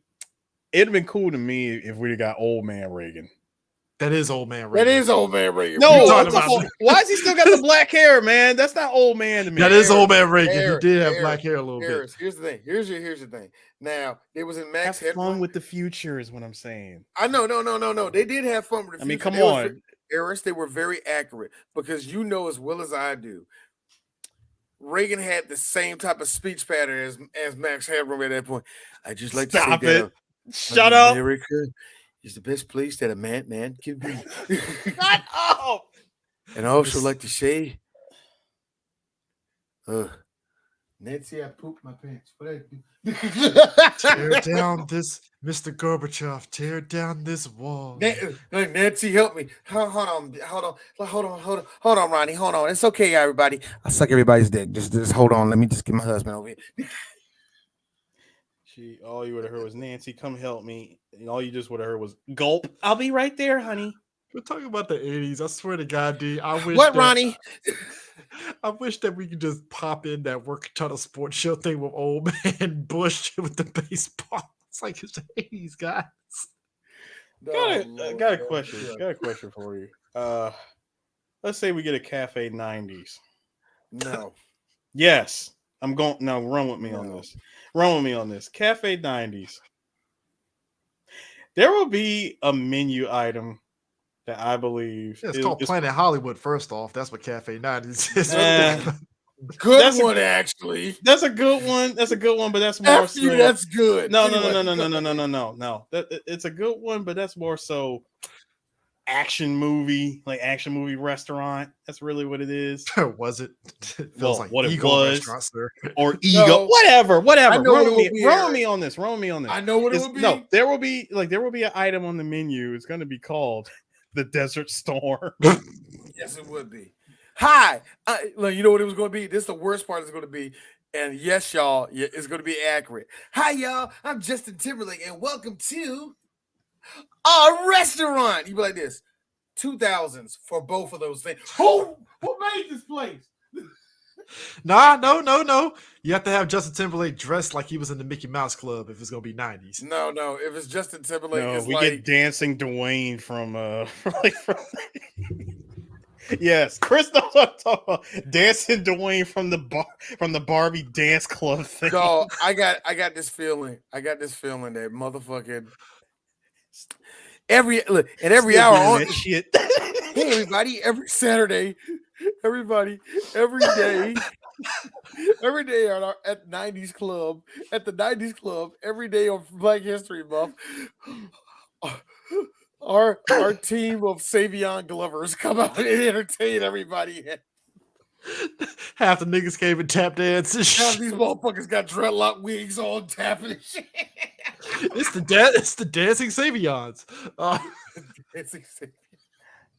really do think that. Officer, look, that was the motherfucking waiters come out looking like Carl Winslow.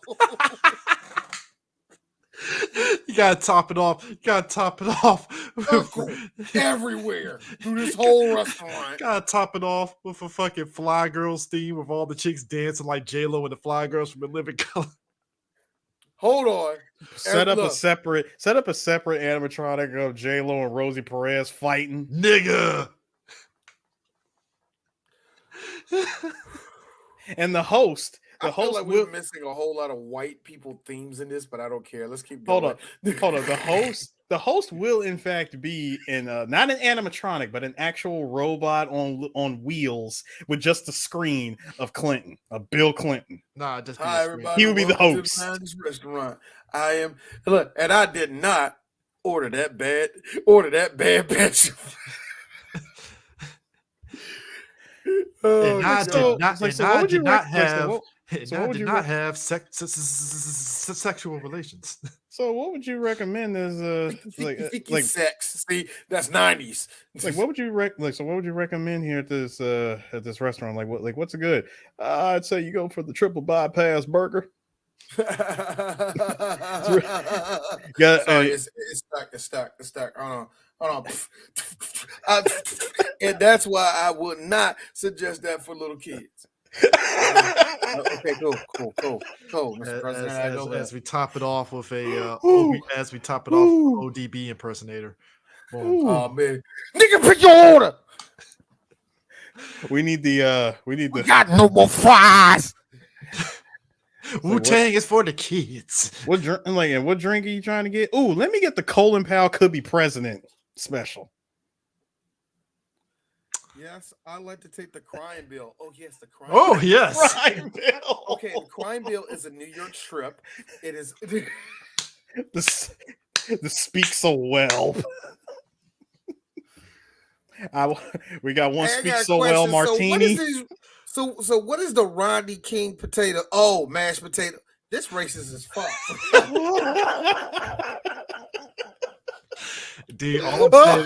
All I'm saying is you need to trademark that shit before a restaurant takes that shit. That's a good one, D.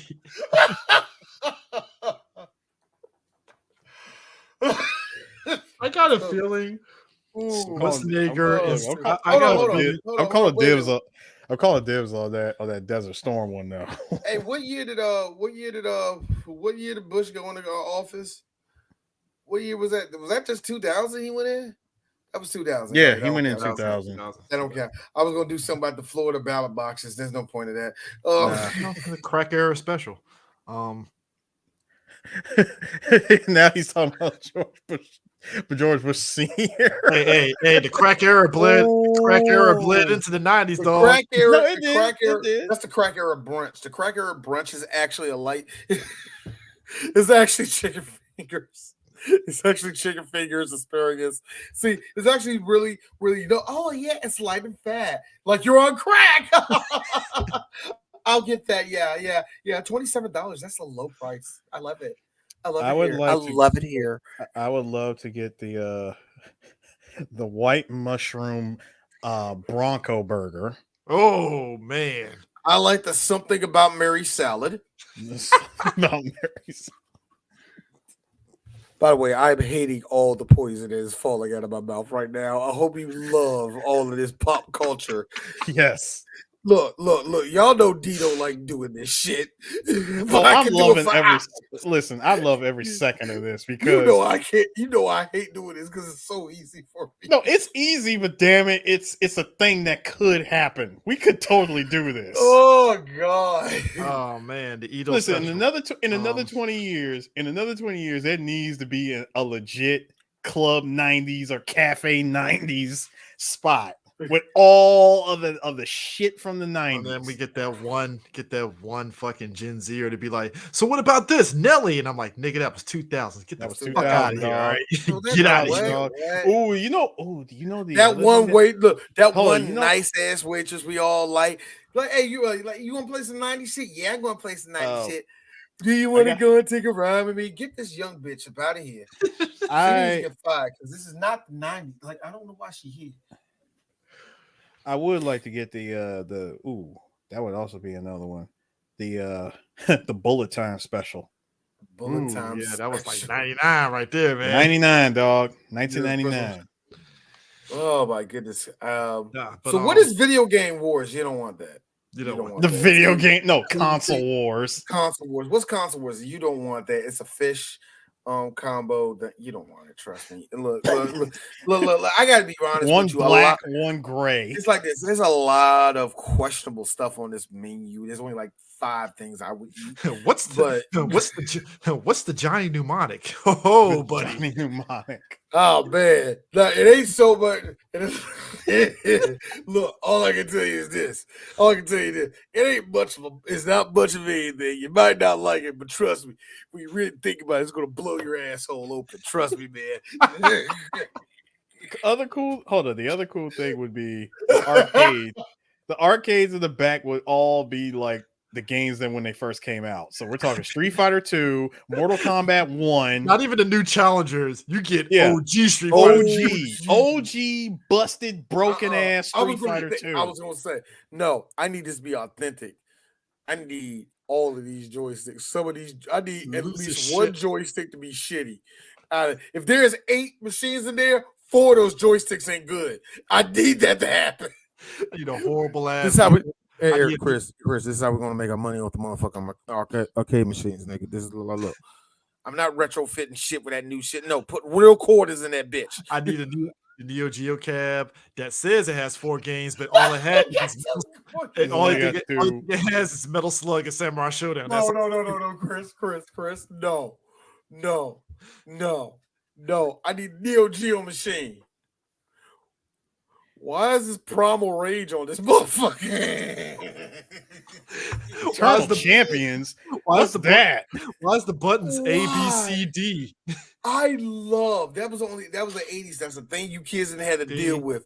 Hopping on a machine and it ain't even. It says Simpsons, but the guts are a different game. You're playing Jackal. You know what I mean?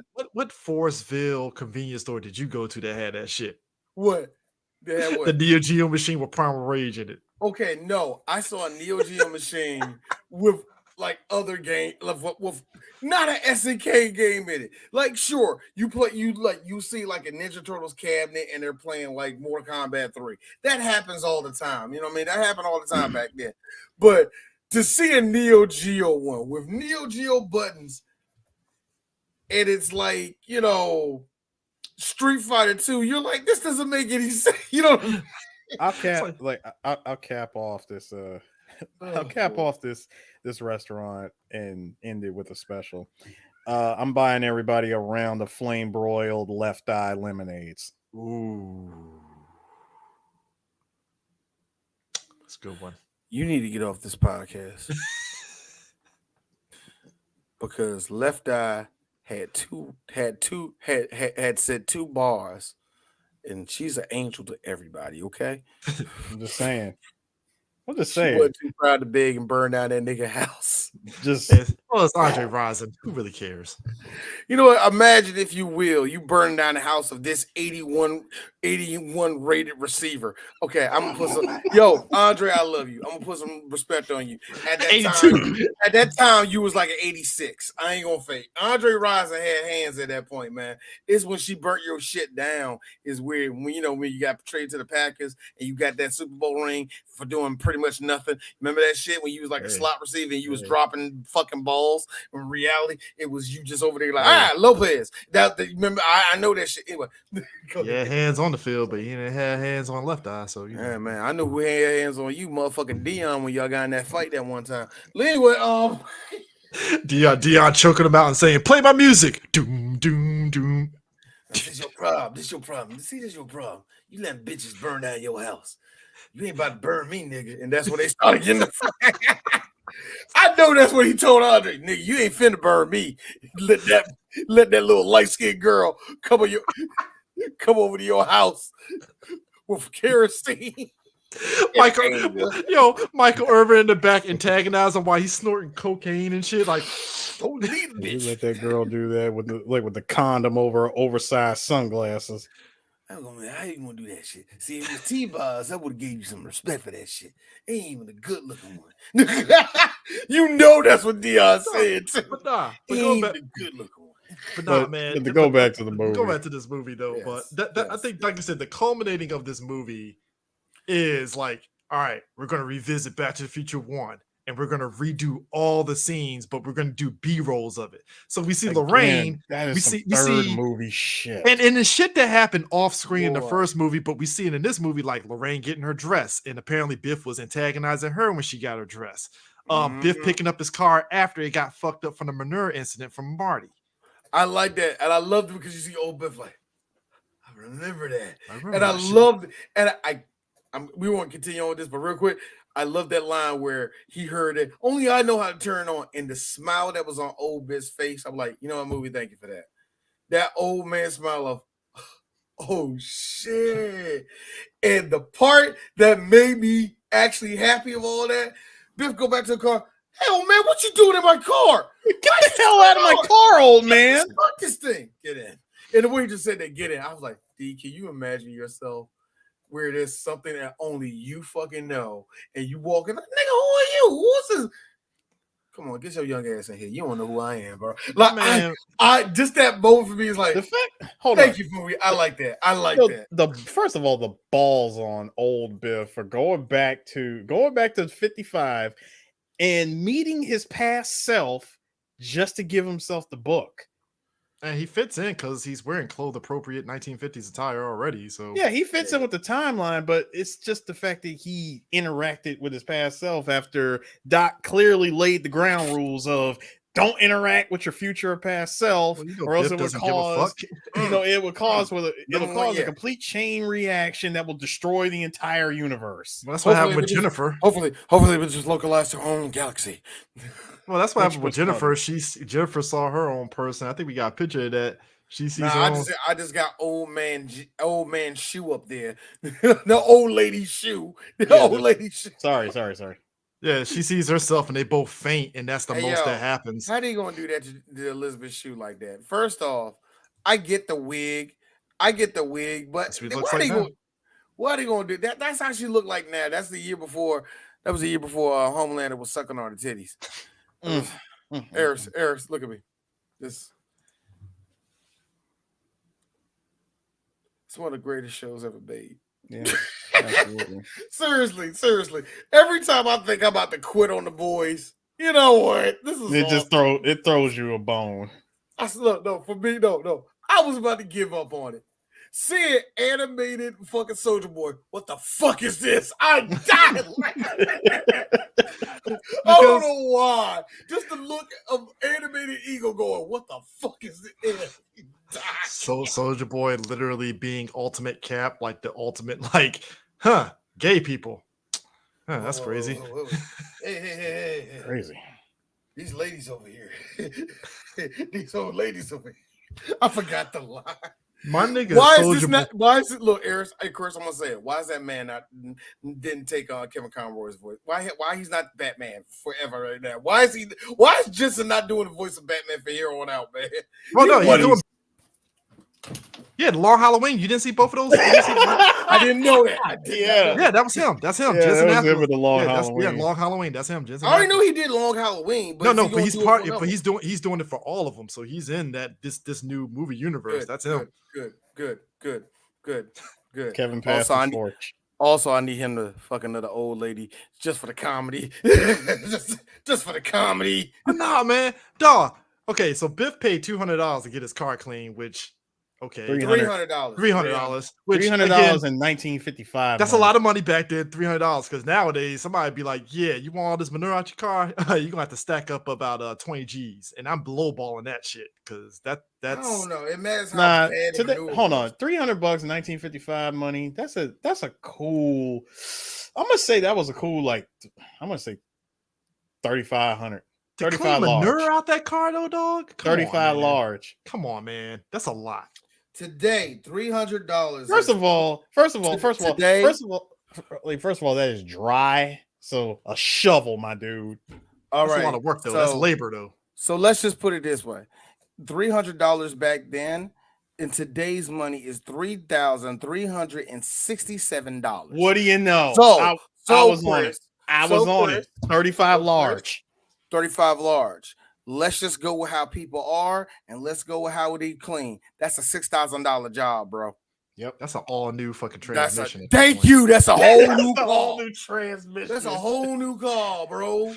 At that point, like, you know what? Keep the car. I like how my man sat there and was like, "Fine, you're bitching about the $300. I give you 5 fucking damn quarts of oil. Boom, boom. You're happy now." I'm like, God damn, like I'm like, that's how like it was that easy. I'm like, damn, you get all that oil? Just do that shit in the back. I'm like, God damn, like wait, Dwayne's confused. So why did he get oil for that too? Whatever. He gave him that to shut him up. It was to shut him up. I will say this though, there is a line, and me and D, we've talked about this with cars when they're chasing Biff. And Marty was like, "Yeah, Doc, let's just go over and crush his car." And Doc is like, Marty, his car would actually murk this car." Dog, what are you talking about? That is a 1947 Ford. That's a tank versus a DeLorean. He would rip. Let me be real with you. Let me put it to you in today's terms. A Peterbilt. Ultima could fuck up a DeLorean. Imagine what an old car. And the Ultimate has more plastic than metal. That's what I'm saying. Still would fuck it up. Ultima would wreck a freaking DeLorean. Could you imagine what a 1947 Ford? All of that V6 with no governing power going through that thing. Hey, Chris, if only Doc Brown had waited a good 6 years and did this with Acura NSX. That's all aluminum. I do have this feeling that Doc really, really tried to convert like a fair lady, but it was like too small. Like I have a feeling like there was a Japanese car that was the prototype, but it's hold on. No, technically it's 19. This is 1955. Doc Brown talking. So remember, he was shitting on anything that came from Japan. He's like, well, no wonder this thing doesn't work. See, it says made in Japan. Doc, what are you talking about? All the best stuff in the world is made in Japan. 1980s. That will stop meaning anything by the 2000s. By the time 3 years after this movie comes out. Not the bird. Actually, you're right about that. not to jump ahead of the movie, but Doc was wise enough to make a iron train a time machine. So hey, steam. You stepped it up. Steam train. That train will wreck through some shit. So hey. Cool. Yes, the power of steam. D, how powerful is steam? Not very powerful at all. In fact, my busted ass Dodge Caravan can go faster than that fucking train. But we're not going into that. But let me ask you a question, Dwayne. Can your caravan fly? No, exactly. It's 2023. No, sir. It's 2023, not the year 3000.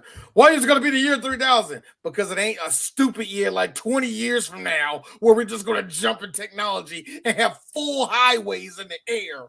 But what made it funny is that part that pissed off D the most. Because when around about 1990, we left the ground and went straight to having shit in the air. For D, around the late 90s, when I saw no type of construction for a car to get in the air, I was like, this movie fucking lied to me. I knew in 1998 that we was getting lied to. How we just now getting to the point where electric cars are good. So that tells you how far back we are. And even then, for a long time until a lot of these American companies finally got on board with electric cars. We had to depend on goofball ass Elon Musk and his shitty ass Tesla to Man, put us in the I future. like how the Germans said, "Don't worry, we are here." I know, right? Look all at our teeth, America. I mean, have you seen? Look, have y'all seen what BMW has done with their electric automotive industry? It's pretty amazing. Dog. It's like, come on, man, cause suck on the teeth, and us as Americans crawling there. Das ist gut. Yes. Don't worry. The Führer. My brother. He's like this. The Führer and everything that he stood for is coming back to fruition. I'm sorry. You are attempting to leave, but my bratwurst is quite dry. Man, you ain't giving me nothing. This new Mercedes. All right, nigga. You got me, bro. All right. How do you want it? One hand. Wait, how do you want it? One hand or two? Eric, so just. I mean, it is like 500 horsepower and the gas mount. Man, there's hair on that shit, nigga. Wash it next time. See, this is the thing Oh, you know what gets me is that we're seeing all these B-roll versions of Back to the Future 1 with Marty running away from Biff's guys and them about ready to jump fucking 1984 Marty, who's playing, Go Johnny Go Go and shit. And re-listening to Earth Angel and then hearing this white boy get on playing Go Johnny Go is like Johnny be good. It's insulting to me. It's because the only reason why is because I saw a documentary not too long ago. Anybody doing the shit that Marty was doing, that little, I like the only people that was doing that back then were black people. Yeah. So right there, I'm surprised the drummer's like. Even the drummer's like, this cracker how to do this. You know what I mean? I did like that. Like the one black dude, like the one black drummer sitting back there going, all right, who he been hanging out with? Sir, he did this. Yeah, exactly. Yes, exactly. Yes. Look back. That might have been Chuck back in the day. Hey, check it out. And then when Marty realized nobody was messing with his music like that, they all just stared at him. Yeah, man, man. Yo, he ain't gonna like it. Like, gonna be a surge in the 50s. Meanwhile, Marty over here, Pete Townsend sliding, thinking he doing this to the crowd. Actually, Eris, keep that up. You know who did that? Bring that back up. You know who did that? Alan, this is your mother, Alan. I need you to represent the Silvestri family the right way, Alan. Every time you get a chance, Alan, play the theme song. Da, da, da. They need to hear your talent, Alan. Alan Silvestri put his foot into this theme song through the whole movie, young. I love it. When we were talking, this is the same Silvestri that gave us the wonderful music for Predator. And it was something that when we did Predator, I meant to mention Silvestri in the first time when we did on Back to the Future 1. But yeah, man, I had to mention because Alan went into the studio and did what he does best. That is my Alan right there. And that's Alan's mother, I guess. I don't know. That's my new voice on that one. Anyway, so going back to the movie, we got to mention this. Real quick, let's jump back to alternate 1985 right quick. We did jump on that. That is just wow. So check it out. I know it's mostly side boob, and me and Eris talked. It's either padded bra or good bra. It's one of the really good one. It's clearly not whatever fucking magical mystery bra that they use for the movie P2, but and you know what, also it might be a fake chest too. Oh yeah. It looks like kind of plasticky and not in the because guess what? You could tell this was like the first stages of of a freaking boob job, like the world's first boob job, because them shits did not move. Also, that being said, I know why Biff didn't like it all the way. Hey, Lorraine, why is there such a big gap right there? You're such an old lady, Lorraine. Here's $1,000. Best part. All right. Wait. You're right, Biff. Best part, D. Yo, Lorraine hold on. Through though. Hold on. The best part is she's got the stage 1 silicone boob job. Clearly, Biff did not pay for the Jiggle Physics DLC. I tell you what he did pay for, and D's just gonna put it out there. Hey, did y'all notice that? I know what D did. He gave her a receipt, and that's a black eye. Notice that one side of her face is more puffy than the other.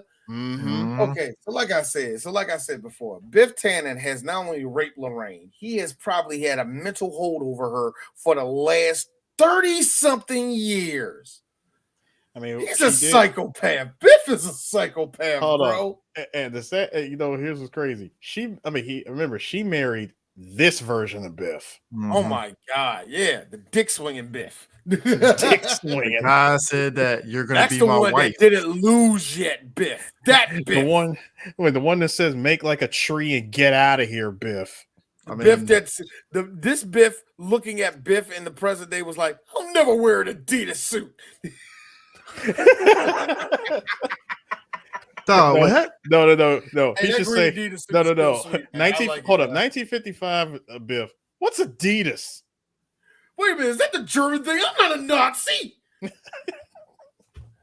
Remember, y'all, Nazi phobia, Islamophobia, and the commies were going to kill us. Those 3 things. That was a thing from the 1950s until the 80s. I mean, it still is. It still is kind of. But it was like what was it? Like the hot buttons for like a generation. Hey, look. You can wear look, girls, y'all can wear your hairdress outside. That's all I'm saying. You're good. Like, especially with especially with the whole thing with Russians. The Cold War. Cold War lasted so long. Y'all kids don't understand this. We officially, in my book in America, I think we stopped fighting the Russians at 9/11. Mm-hmm. At 9/11, because that was the turning point. Because even into the 90s, and y'all guys can speak to that, we still didn't fuck with the Russians. We still really didn't fuck with them. 9/11 happened. All of a sudden, we're kind of cool with them. It's so weird. Pre 9/11, arm's length. Arm's length. Yep. All of a sudden now it's a mixed bag of really pro-Russia people out of nowhere. Like 9/11 happened, we are dapping each other up like we've been day unos and shit. I just really like how Russia clearly fucked with our election, and we had people going, "Man, come on, Russia ain't that bad." That's what made me laugh. No, you know what? You know what it really turned into, D. When you really think about it. They do that. No, they say that, like, the people that say that be the same ones that act like Jesse in Breaking Bad, like he didn't poison Brock, but still he had to go. Yo, it killed me, man. People people really did act like that. Chris, you know exactly what I mean. Yo, anyway. I mean, he didn't do it, but he still had to go. You know what was funny? Marty sneaking up on Biff to try to get the almanac out the car, and I'm like, Marty, you really think you're gonna open that passenger door and he ain't gonna feel that fucking breeze for the fucking passenger door? He tried hiding in 2 different places. He tried to slide up first, and then remember he was hiding in the back seat under a blanket. No, it's just when he was on the hoverboard and he was holding on to the back, and Biff saw him in the rearview mirror, but then just pretended like he didn't see him. Like, I'm just gonna pretend he didn't see him, and ace. Man, caught him with an elbow. Dude, hold on. How you just gonna give Marty McFly the Chris Brown?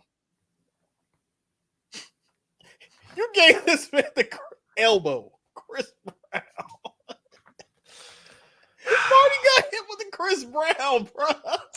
Somewhere Chris Brown is listening to this and saying "fuck you guys." That was years ago, and I'm like, yeah, that's true, dude. But first of all, I'm quoting Dashy. Yeah, So but still, you're mad at him, but still, you're just like, nigga, that was old news. I'm like, yeah, but you know, hey, we're talking about an old movie, Hand in Hand, motherfucker. Anyway, you put hands on a national treasure. It just is what it is. Sorry.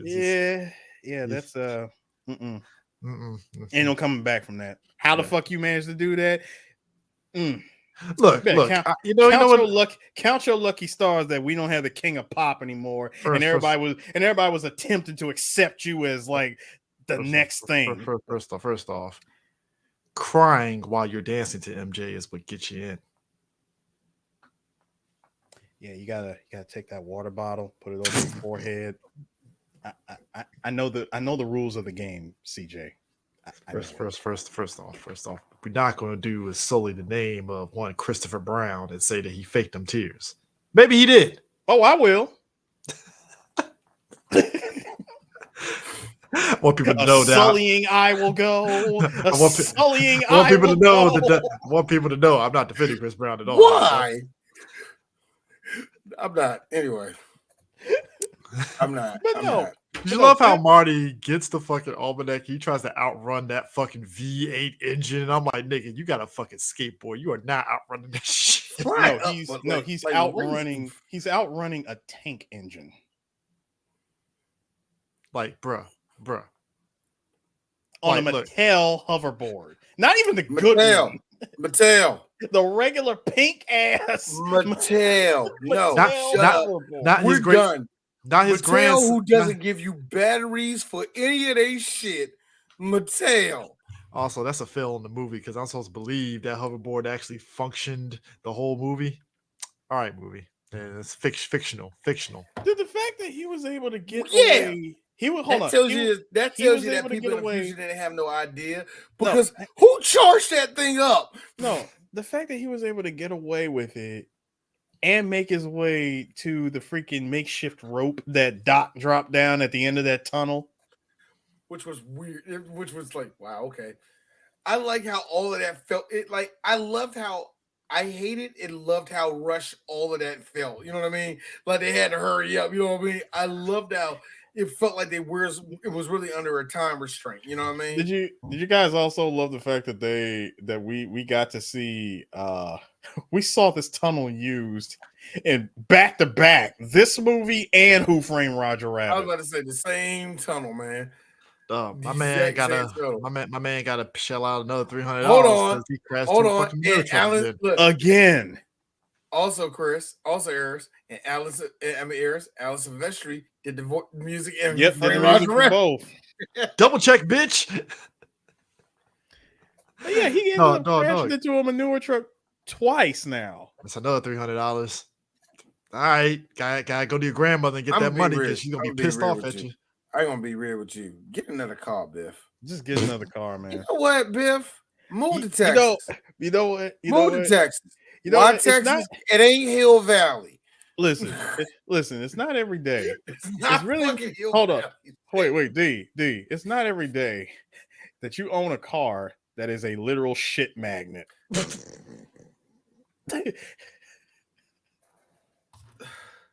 It's really not every day, man. Get the hell out. Get out. I know. Boo, sir. You know what, Eris? Sick of you.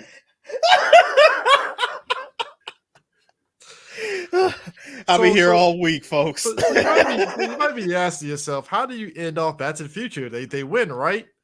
Well, a little thing called lightning happens and it strikes the DeLorean and Doc disappears. He doesn't What the hell is that? He doesn't just disappear. Get this shit, y'all. Way back after, back in when they were in the future, when they were in 2015, when they found Jennifer had fainted, they grabbed her, took her, put her back in the DeLorean, and Doc mentioned, you know what? We had a real close call there, Marty. We're going to leave. We're going to go back home. We accomplished everything that we need to do here. We're going to go back home. And the very first thing I'm going to do is destroy the time machine. Mm-hmm. Now now you would be asking yourself, well, damn. I mean, we're like midway through this second movie. Why would Doc want to destroy the time machine? And you realize that everything is just it's doing this time travel bit has been too dangerous.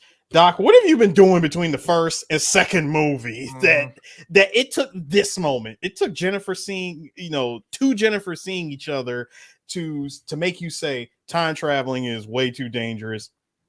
Have you had more than one close call besides this? Exactly. Was this the line? Was this the line? Exactly. Again, it falls back, Eris, to what we always said.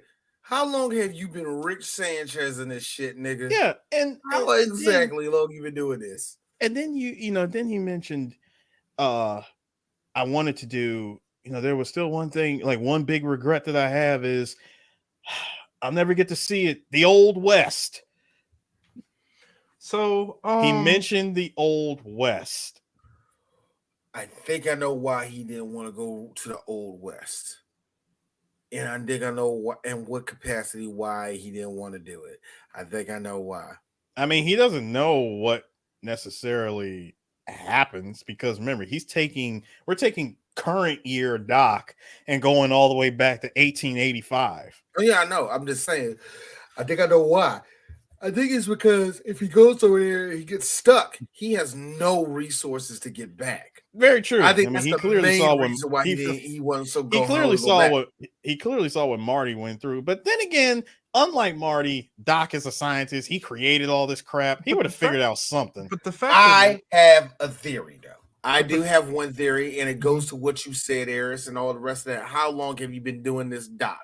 And it goes back to it goes with that one scene where they saw each other, and he gave him the little, like, well, you should use that instead. Oh, it's going to be a big one, and all the rest of that, right?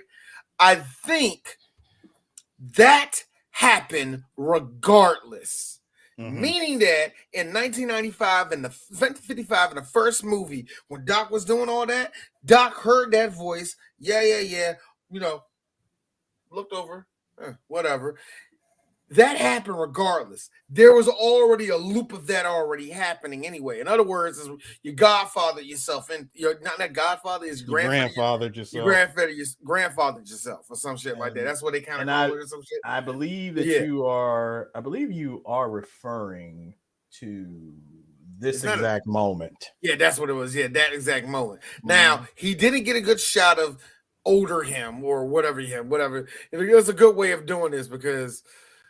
Ah, man, like I said, Christopher Lloyd always look old. But anyway, did you? Now, you know what I thought was interesting? I mean, he said he's creating a weather experiment and all that, and he's like, huh, yeah, that's what it is. How did you know that this is a weather experiment? Oh, I've done something like this before in my own time. Huh. Well, I appreciate, he asked for a wrench or whatever, and he's like, there you go. I like how he kept his back turned the entire time because he did not want to see him. He says, well, maybe one of these days we might run into each other in the future or in the past. Yep. And I think because of that happening, the other thing happened where it was like, wait a minute, Doc, you read the letter? I said, what the hell? Because he heard himself, that gave him the notion. Wait a minute, what did that note say? I'm just putting it out there. No, that's a good. That's a good theory. No, it's a good theory. It's a good theory because Teflon idea. Because again, it goes right back to what I had said with this movie. This movie doing third movie stuff already. By going back to the first film, it makes sense. And your theory, I'm actually siding with your theory on this, D. Like when Marty was at the dance dealing with that with all that stuff, we see Doc indirectly interacting with his future self. Yeah. And I also that will actually kind of clear up some of the you added a lot more questions that happened during that time in the high school with the prom. There's a lot more questions and there's a lot more to clean up with that. But that being said, just take that notion out. That's what I think. I think all of this was a loop anyway. The fact that the lightning struck the thing and it blew him back to 1885. and he had the foresight to just like Doc Brown. And whenever we podcast about Back 2 3, we'll elaborate on it. But it was interesting that Doc, once he was trapped in 1985, pretty much relegated himself with, well, I'm stuck here. I guess I'll stick it out and just live out my days in 1885. It was a time that he wanted to be in anyway. Yeah. So it's just the fact that he relegated himself.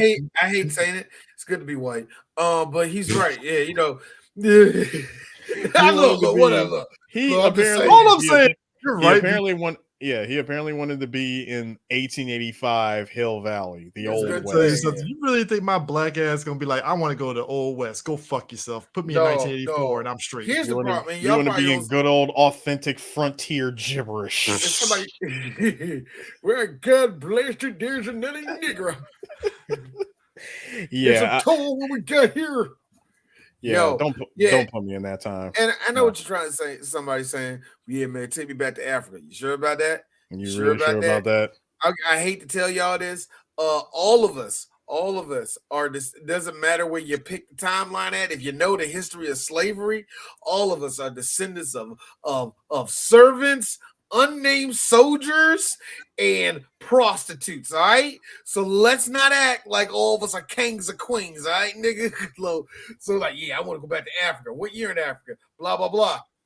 All right, hey, Nick, wait a minute, I'm in slavery in this. Look, wait a minute, I'm in slavery in this way. Yeah, and guess who's in slavery? Guess who's in slavery? A black person? Fucking you up, ain't a nigga? It's like, well, before you go, let me go ahead and take care. Let me go ahead and lace you up right now. Clink. Wait a minute.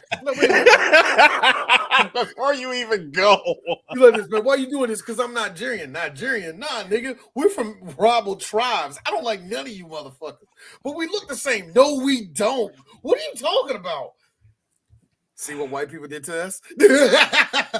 See, real talk. Me, Eris, and Chris, we all three, just by face, we in different tribes. You know? We should be talking to each other. See what white people did to us? Unified us under a skin color. Anyway. Nah, but here's the thing. He gets this Western Union note where basically Doc Brown was like, hey, I'm in 1885. And that's some freaky shit if you're the Western Union dude. I'm glad that he's taking it like it ain't nothing. I lost the bet. Nigga, yeah, this letter has been sitting here something years ago. And the thing is, freaking out? The letter is more or less, don't search for me, and that's it. And Marty, being the fucking young person that he is, doesn't listen to him and decides, oh shit, that's right. The other Doc is back in fucking Hill Valley after I darted back into 1984. Let me go back to him. Like this man, as soon as he see, as soon as he actually pulled it off and managed to send 1985 Marty Back to the Future, literally within seconds comes in current Marty, and he's like, "What? I just sent you back to the future." Music. I love the music because it's like, it's all calm. And it does make me it does make me think though, like going back to the first movie when Doc is celebrating in the streets of it. Yeah, he actually pulled it off.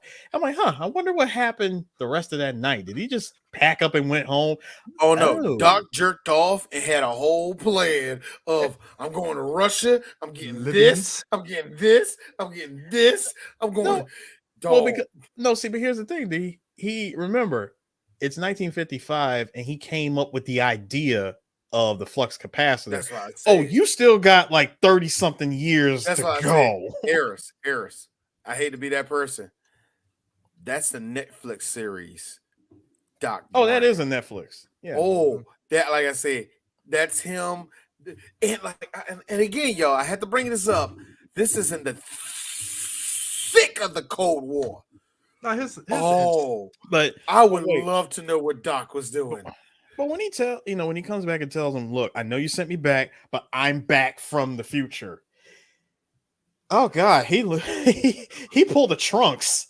Remember the first time Trunks showed up, left, and came right back. You know what? Real quick though, again, came back 3 years later.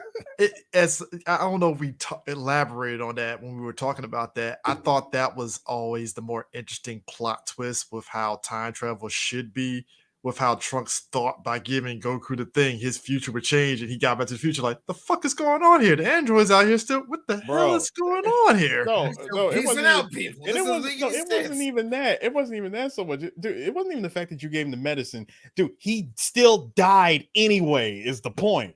Yeah, and it's like, regardless of you giving him the medicine or not, he one way or another, Goku still like dies. Trunks unknowingly created 3 branching timelines by doing that shit, and it's like, god damn. Well, like, Chris, he did have help in the form of an imperfect cell. Who? No, that's what I'm saying. Wait. I'm saying in the form of an imperfect cell who saw him and neck snap. No, that's what I'm saying. That's what I'm saying. He is. No, I'm saying he's responsible even with the imperfect cell doing that shit.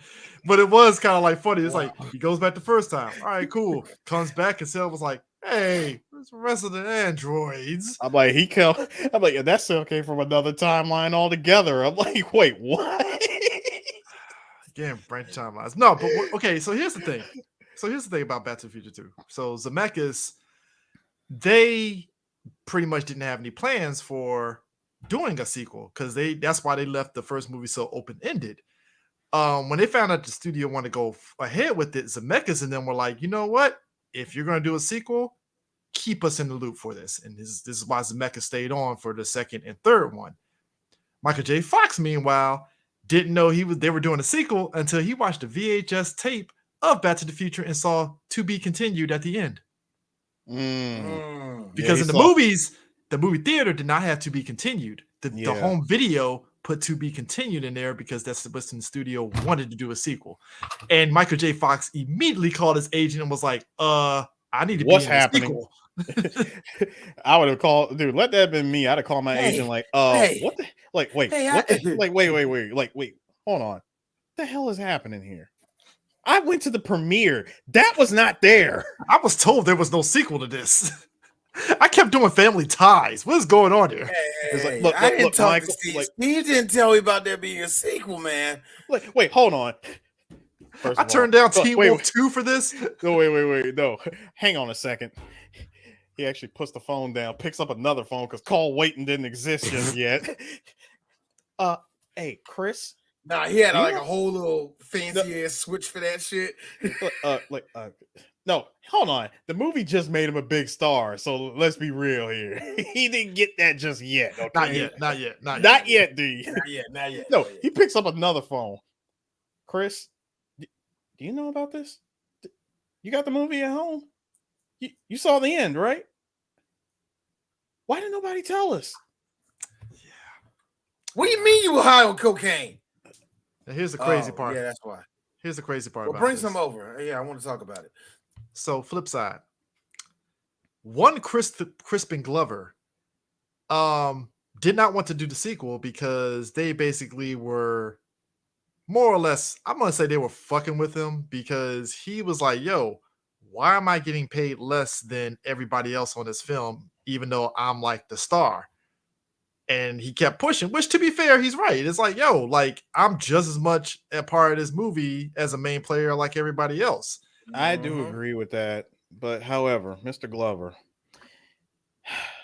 the reason why is I'm just going to just call it for what it is.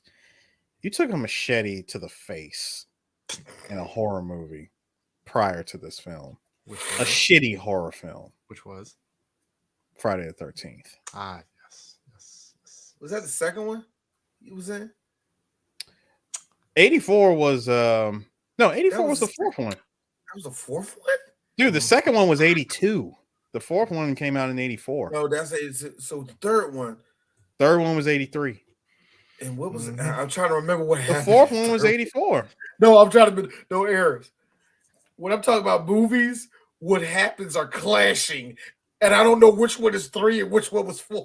Well, to be fair, like he did, it was final chapter. Final chapter was 4, right? Yeah, that was 4. Yeah, 4. Yeah. That was final chapter? That was final chapter. Yeah. The one where he was dancing all crazy and all that shit. Yes. Where that dance was so goofy. That dance was so goofy. That girl was like, I'm gonna suck this dude's dick. Yeah, I mean, he getting it. And again, he no-selled that machete to the face. Oh my God, didn't he? In fact, just to show you how bad that no sell was, any attempted scream was muted. Yeah. It's like you see him screaming, he was a dead but fuck. it's muted. Now, they said he was a dead fuck. So now, but it does suck that he felt some way about the pay. Like, I'm just as much of a star in this movie. Hell, I'm one of the main characters. Yeah, and they ended up getting Jeffrey Wiseman cast as George McFly in his role, which is why you didn't see much close-ups of George McFly in the future. I'm about to say, didn't he also keep the glasses on? I was going to say that he kept the glasses on. Didn't you notice that? So that's why you didn't see much close-ups of it, because you're kind of like, well, maybe. And to be fair, it duped everybody into thinking, oh, Kristen Glover is black. All right, cool, whatever. Not to mention that when they did the reshoot at the beginning of the movie, they used the stock footage from the first movie when they showed a lot of stock footage was used too. Like when they showed Marty's parents at the screen door, like, yeah, that's our son. This is a wonderful time in 1985. But yeah, that we still live in the same house in 1985, even though I'm a super successful author. Now, Zemeckis and them got pissed off at Universal because Universal, when they were promoting the movie, instead of promoting it like it was a sequel that was going to lead into a third movie, Universal decided, oh no, we're just going to promote this movie as a standalone film. No. And they were like, well, what the fuck? Like, it's a sequel. Like, what are we doing here? Like. But then how did they get in? How did they finally get on the same page where they knew, all right, we shooting this shit back to back? Zemeckis basically pitching a fit about it, essentially. And I'm about to say, they probably said, fuck it. He just said, fuck it, we're doing this. And I think also for advertising and all the scheduling thing, I bet they gave them shit. You know what I mean? I bet they gave them all types of shit. So I'm pretty sure. It was that, but it was also like the general audience. Because of how Universal advertised it, they threw that to be continued at the end. The audience is like, well, what the fuck? Like, you advertise it as this, and then you put this at the end. So it forced their hand to like, all right, fine, fuck it. Third movie, going ahead, do what you gotta do. And I'm like, and then at the end of the second movie, it actually says to be concluded. And I love how you get a whole preview of the third movie. Do you know how cool that was? As a kid, to see that shit, that was actually cool as fuck. They gave you the greatest hits of the third movie if you really think about it. Yeah. And how dope is this that years and years later they would repeat that same thing with the Matrix? Part 2 gave us a preview into part 3. And it's and say what you will, because I don't like saying it like that, but this is shit like that, the to be continues, the weird stingers that you've seen at the end, all of that bubbled into what the MCU did, and they pretty much unfairly, in my opinion, changed history to make it look like they came up with that idea. And it wasn't their fault, but and again, no, it's a thing. It's just going to be a thing that's going to be here for like 15 years until finally those Gen Zers take that step back and go, oh yeah, you know what I mean? This is going to be a thing. I don't care. But interesting too, though, when you think about it, like you can see why Zemeckis was pissed, because there are certain things in this movie that was seen in the third movie. Because you remember when they're doing the whole history of Biff, and we see Mad Dog Tannen and shit. Yeah, as like the history of the Biff Tannen family and stuff that plays into the third movie and stuff. No, that was mentioned in all that was mentioned in the third movie. No. But you remember the documentary, and they had a picture of Mad Dog. Tannen. Oh yeah. The picture of him and of his family. Yeah, of his whole family and stuff like that. And I was like, yeah, I kind of lie. Fastest gun in the West. The horse shit. I'm sorry. I see Mad Dog Tannen. You are not Native American or ex-slave. No, there's no fastest in you. Don't start that. I got Django washing Mad Dog Tannen. You ain't lying, y'all. I mean, yeah. It's yeah. And then I think they had to delete. Apparently, they were going to film a deleted scene of Doc Brown and Alton in 1985 in the Crazy House, but they didn't go through with that. I would have loved it. I would have loved it. It's like I invented the time machine, and they're like, "Sure you did." How many? Sure you 1 did. point whatever gigawatts. He just keeps saying that over and over and over again. Yeah, 1.21. How about the fact that how about the fact? How about the fact that when everything was fixed, everything was course corrected, the slate was cleaned again. Current 1985 has been restored, and instead of it saying Doc Brown committed, it says Doc Brown commended. And I'm like, bro, what were you commended for? For what exactly? Doc Brown do? What did he do? So did you know that there was a chase sequence in the future where Doc, in order for him and Marty to reach 88 miles an hour, he literally points the DeLorean towards the ground to reach the 88 miles an hour for them to go back in time? Oh, I wanted that. Also, shout out. They didn't do it. They were having a police shootout in the future, and it shot the fucking DeLorean. And in order for them to fucking reach the 88, Doc said, fuck it, and plunges that shit towards the ground, and they hit the 88 miles an hour. That was a scene that they were going to film, and they cut it out the script, and they revised it. 8-year-old D needed that. I wanted that so bad. 8-year-old D needed. Hold on. Sorry. 7-year-old D needed that. Same with the hoverboard. Marty apparently was supposed to grab a flying car, and the chase was going to go from the ground to the air, and Marty was going to accidentally fall off into the ground and get saved by Doc Brown flying. Okay, that might have been a little bit too much. It's a lot of involving special effects. A lot of involving special effects and a lot of blue screening. Yeah, I think that one would have been a little bit too much. Yeah, that's a bit too ambitious. Yeah. It's a lot. I think they had a lot of ambitious ideas, and it just didn't work out and stuff. But that would have been interesting with that 88 miles an hour crashing towards the ground. I'm like, yo, that's some ballsy ass shit right there. That is ballsy. That's oh my god, that's right up there with Paul Walker yeeting a Yankel across a freaking bridge into a damn boat. And into a yacht. And apparently, when they got to the 1955, to stop Biff, old man Peabody shot the fucking DeLorean again because it was a callback to, oh shit, this fucking spaceship is back. That would have been a funny callback. And it still would have been called Lone Pine. Did it. And it still would have been called Lone Pine. Yeah, but it would have been a funny callback to do that. Like old man P is like, the spaceship's back. Nah, you know what would have been great?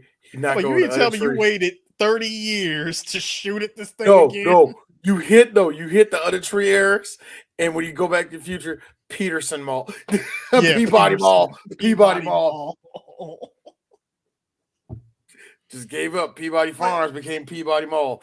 And while you were saying that, Eris, they were editing post-production Back to the Future 2 while they were filming Back to the Future 3.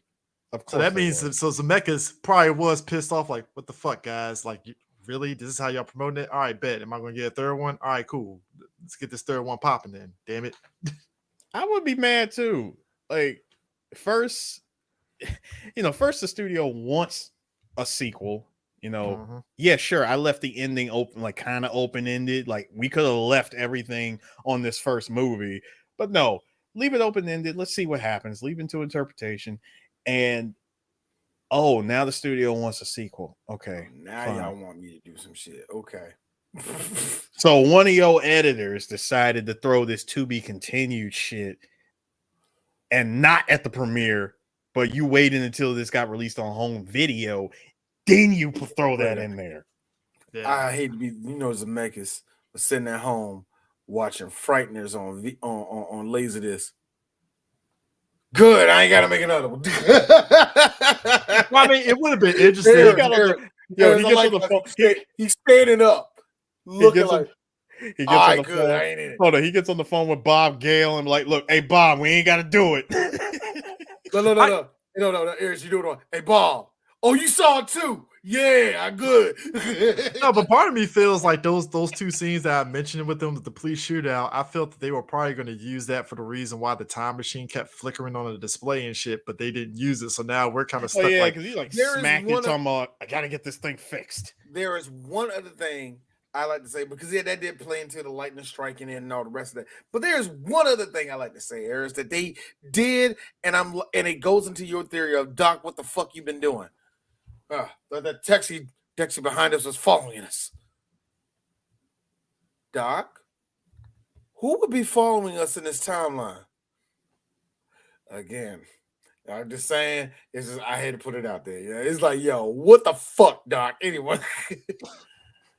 All right. So, but yeah, Back to the Future 2. Box office wise, it's funny. Like both 2 and 3, they made money, but they definitely weren't like blowing up the box office like the first one making did. the first movie money. Like I think but the second one, I know it ate on VHS. Oh yeah, it did. Like both of them ate on VHS, but the crazy part was like Back to the Future 2, like it came out like Thanksgiving weekend, so it blew up. The second weekend though was interesting because the second weekend it was still number one, but it was like I think because Harlem Nights, it beat out Harlem Nights on its first weekend and The Little Mermaid, because The Little Mermaid was on the second weekend too. Wow. But like when you get to like its second weekend, like the post Thanksgiving and shit, it made money, but yo, Chevy Chase almost came for the ass with National Lampoon's Christmas Vacation. So I'm like, that's a heavy hitter too. That was a heavy hitter. That wasn't a light one either. Yeah, you're right. That was Chevy. That was Chevy at his peak. Yeah, almost had their ass on that one. But like, that was this one. Oh, that was a good one. Oh, that was a good one. So it's crazy. But like the diminishing returns just went down to where third week it lost the War of the Roses. So I was like, oh shit. Well, never mind. There you go. All right. So Eris, you picked a couple weeks ago. I picked this week. Chris, you have a choice. I'm sorry, but here's a choice. The choice is, do we do a movie we missed? Do we do a do-over? A movie we missed? An Audible movie that I put on the list, Audible movie, or the must-do?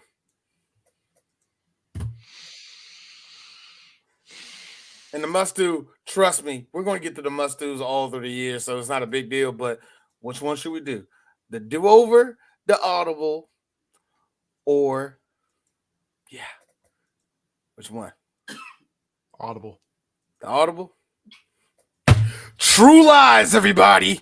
We're finally doing True freaking Lies. So, I'm fine with that. We get to do Arnold. We get to talk about that very, very, very handsome woman called Jamie Lee Curtis. Seriously, she's a handsome woman that we will all bang. Sorry, that's Kathleen Turner. That is Kathleen Turner. That's Kathleen Turner, sir. No. Kathleen Turner looks her age and sounds her age. Don't do that. Do not do that. That's not Jamie Lee Curtis. No. We already talked about handsome women before. We already talked about the golden one. But guys, if we're doing True Lies, I have to put this out there. So I just found out 2 days ago that there's a True Lies TV show. I heard about that too. I didn't see nothing of it. Don't know nothing of it. I can't say anything. I had to laugh at that. Hey, look, we're old and look. It's been long enough. They can do whatever they want to the property. But yes, next week we're finally doing True Lies. Took us long enough to do. We never touched it in the first place, but whatever. We never did. We never did. But anyways, thanks for watching Back to the Future. Gonna go back in time. We are out of time, folks. Peace.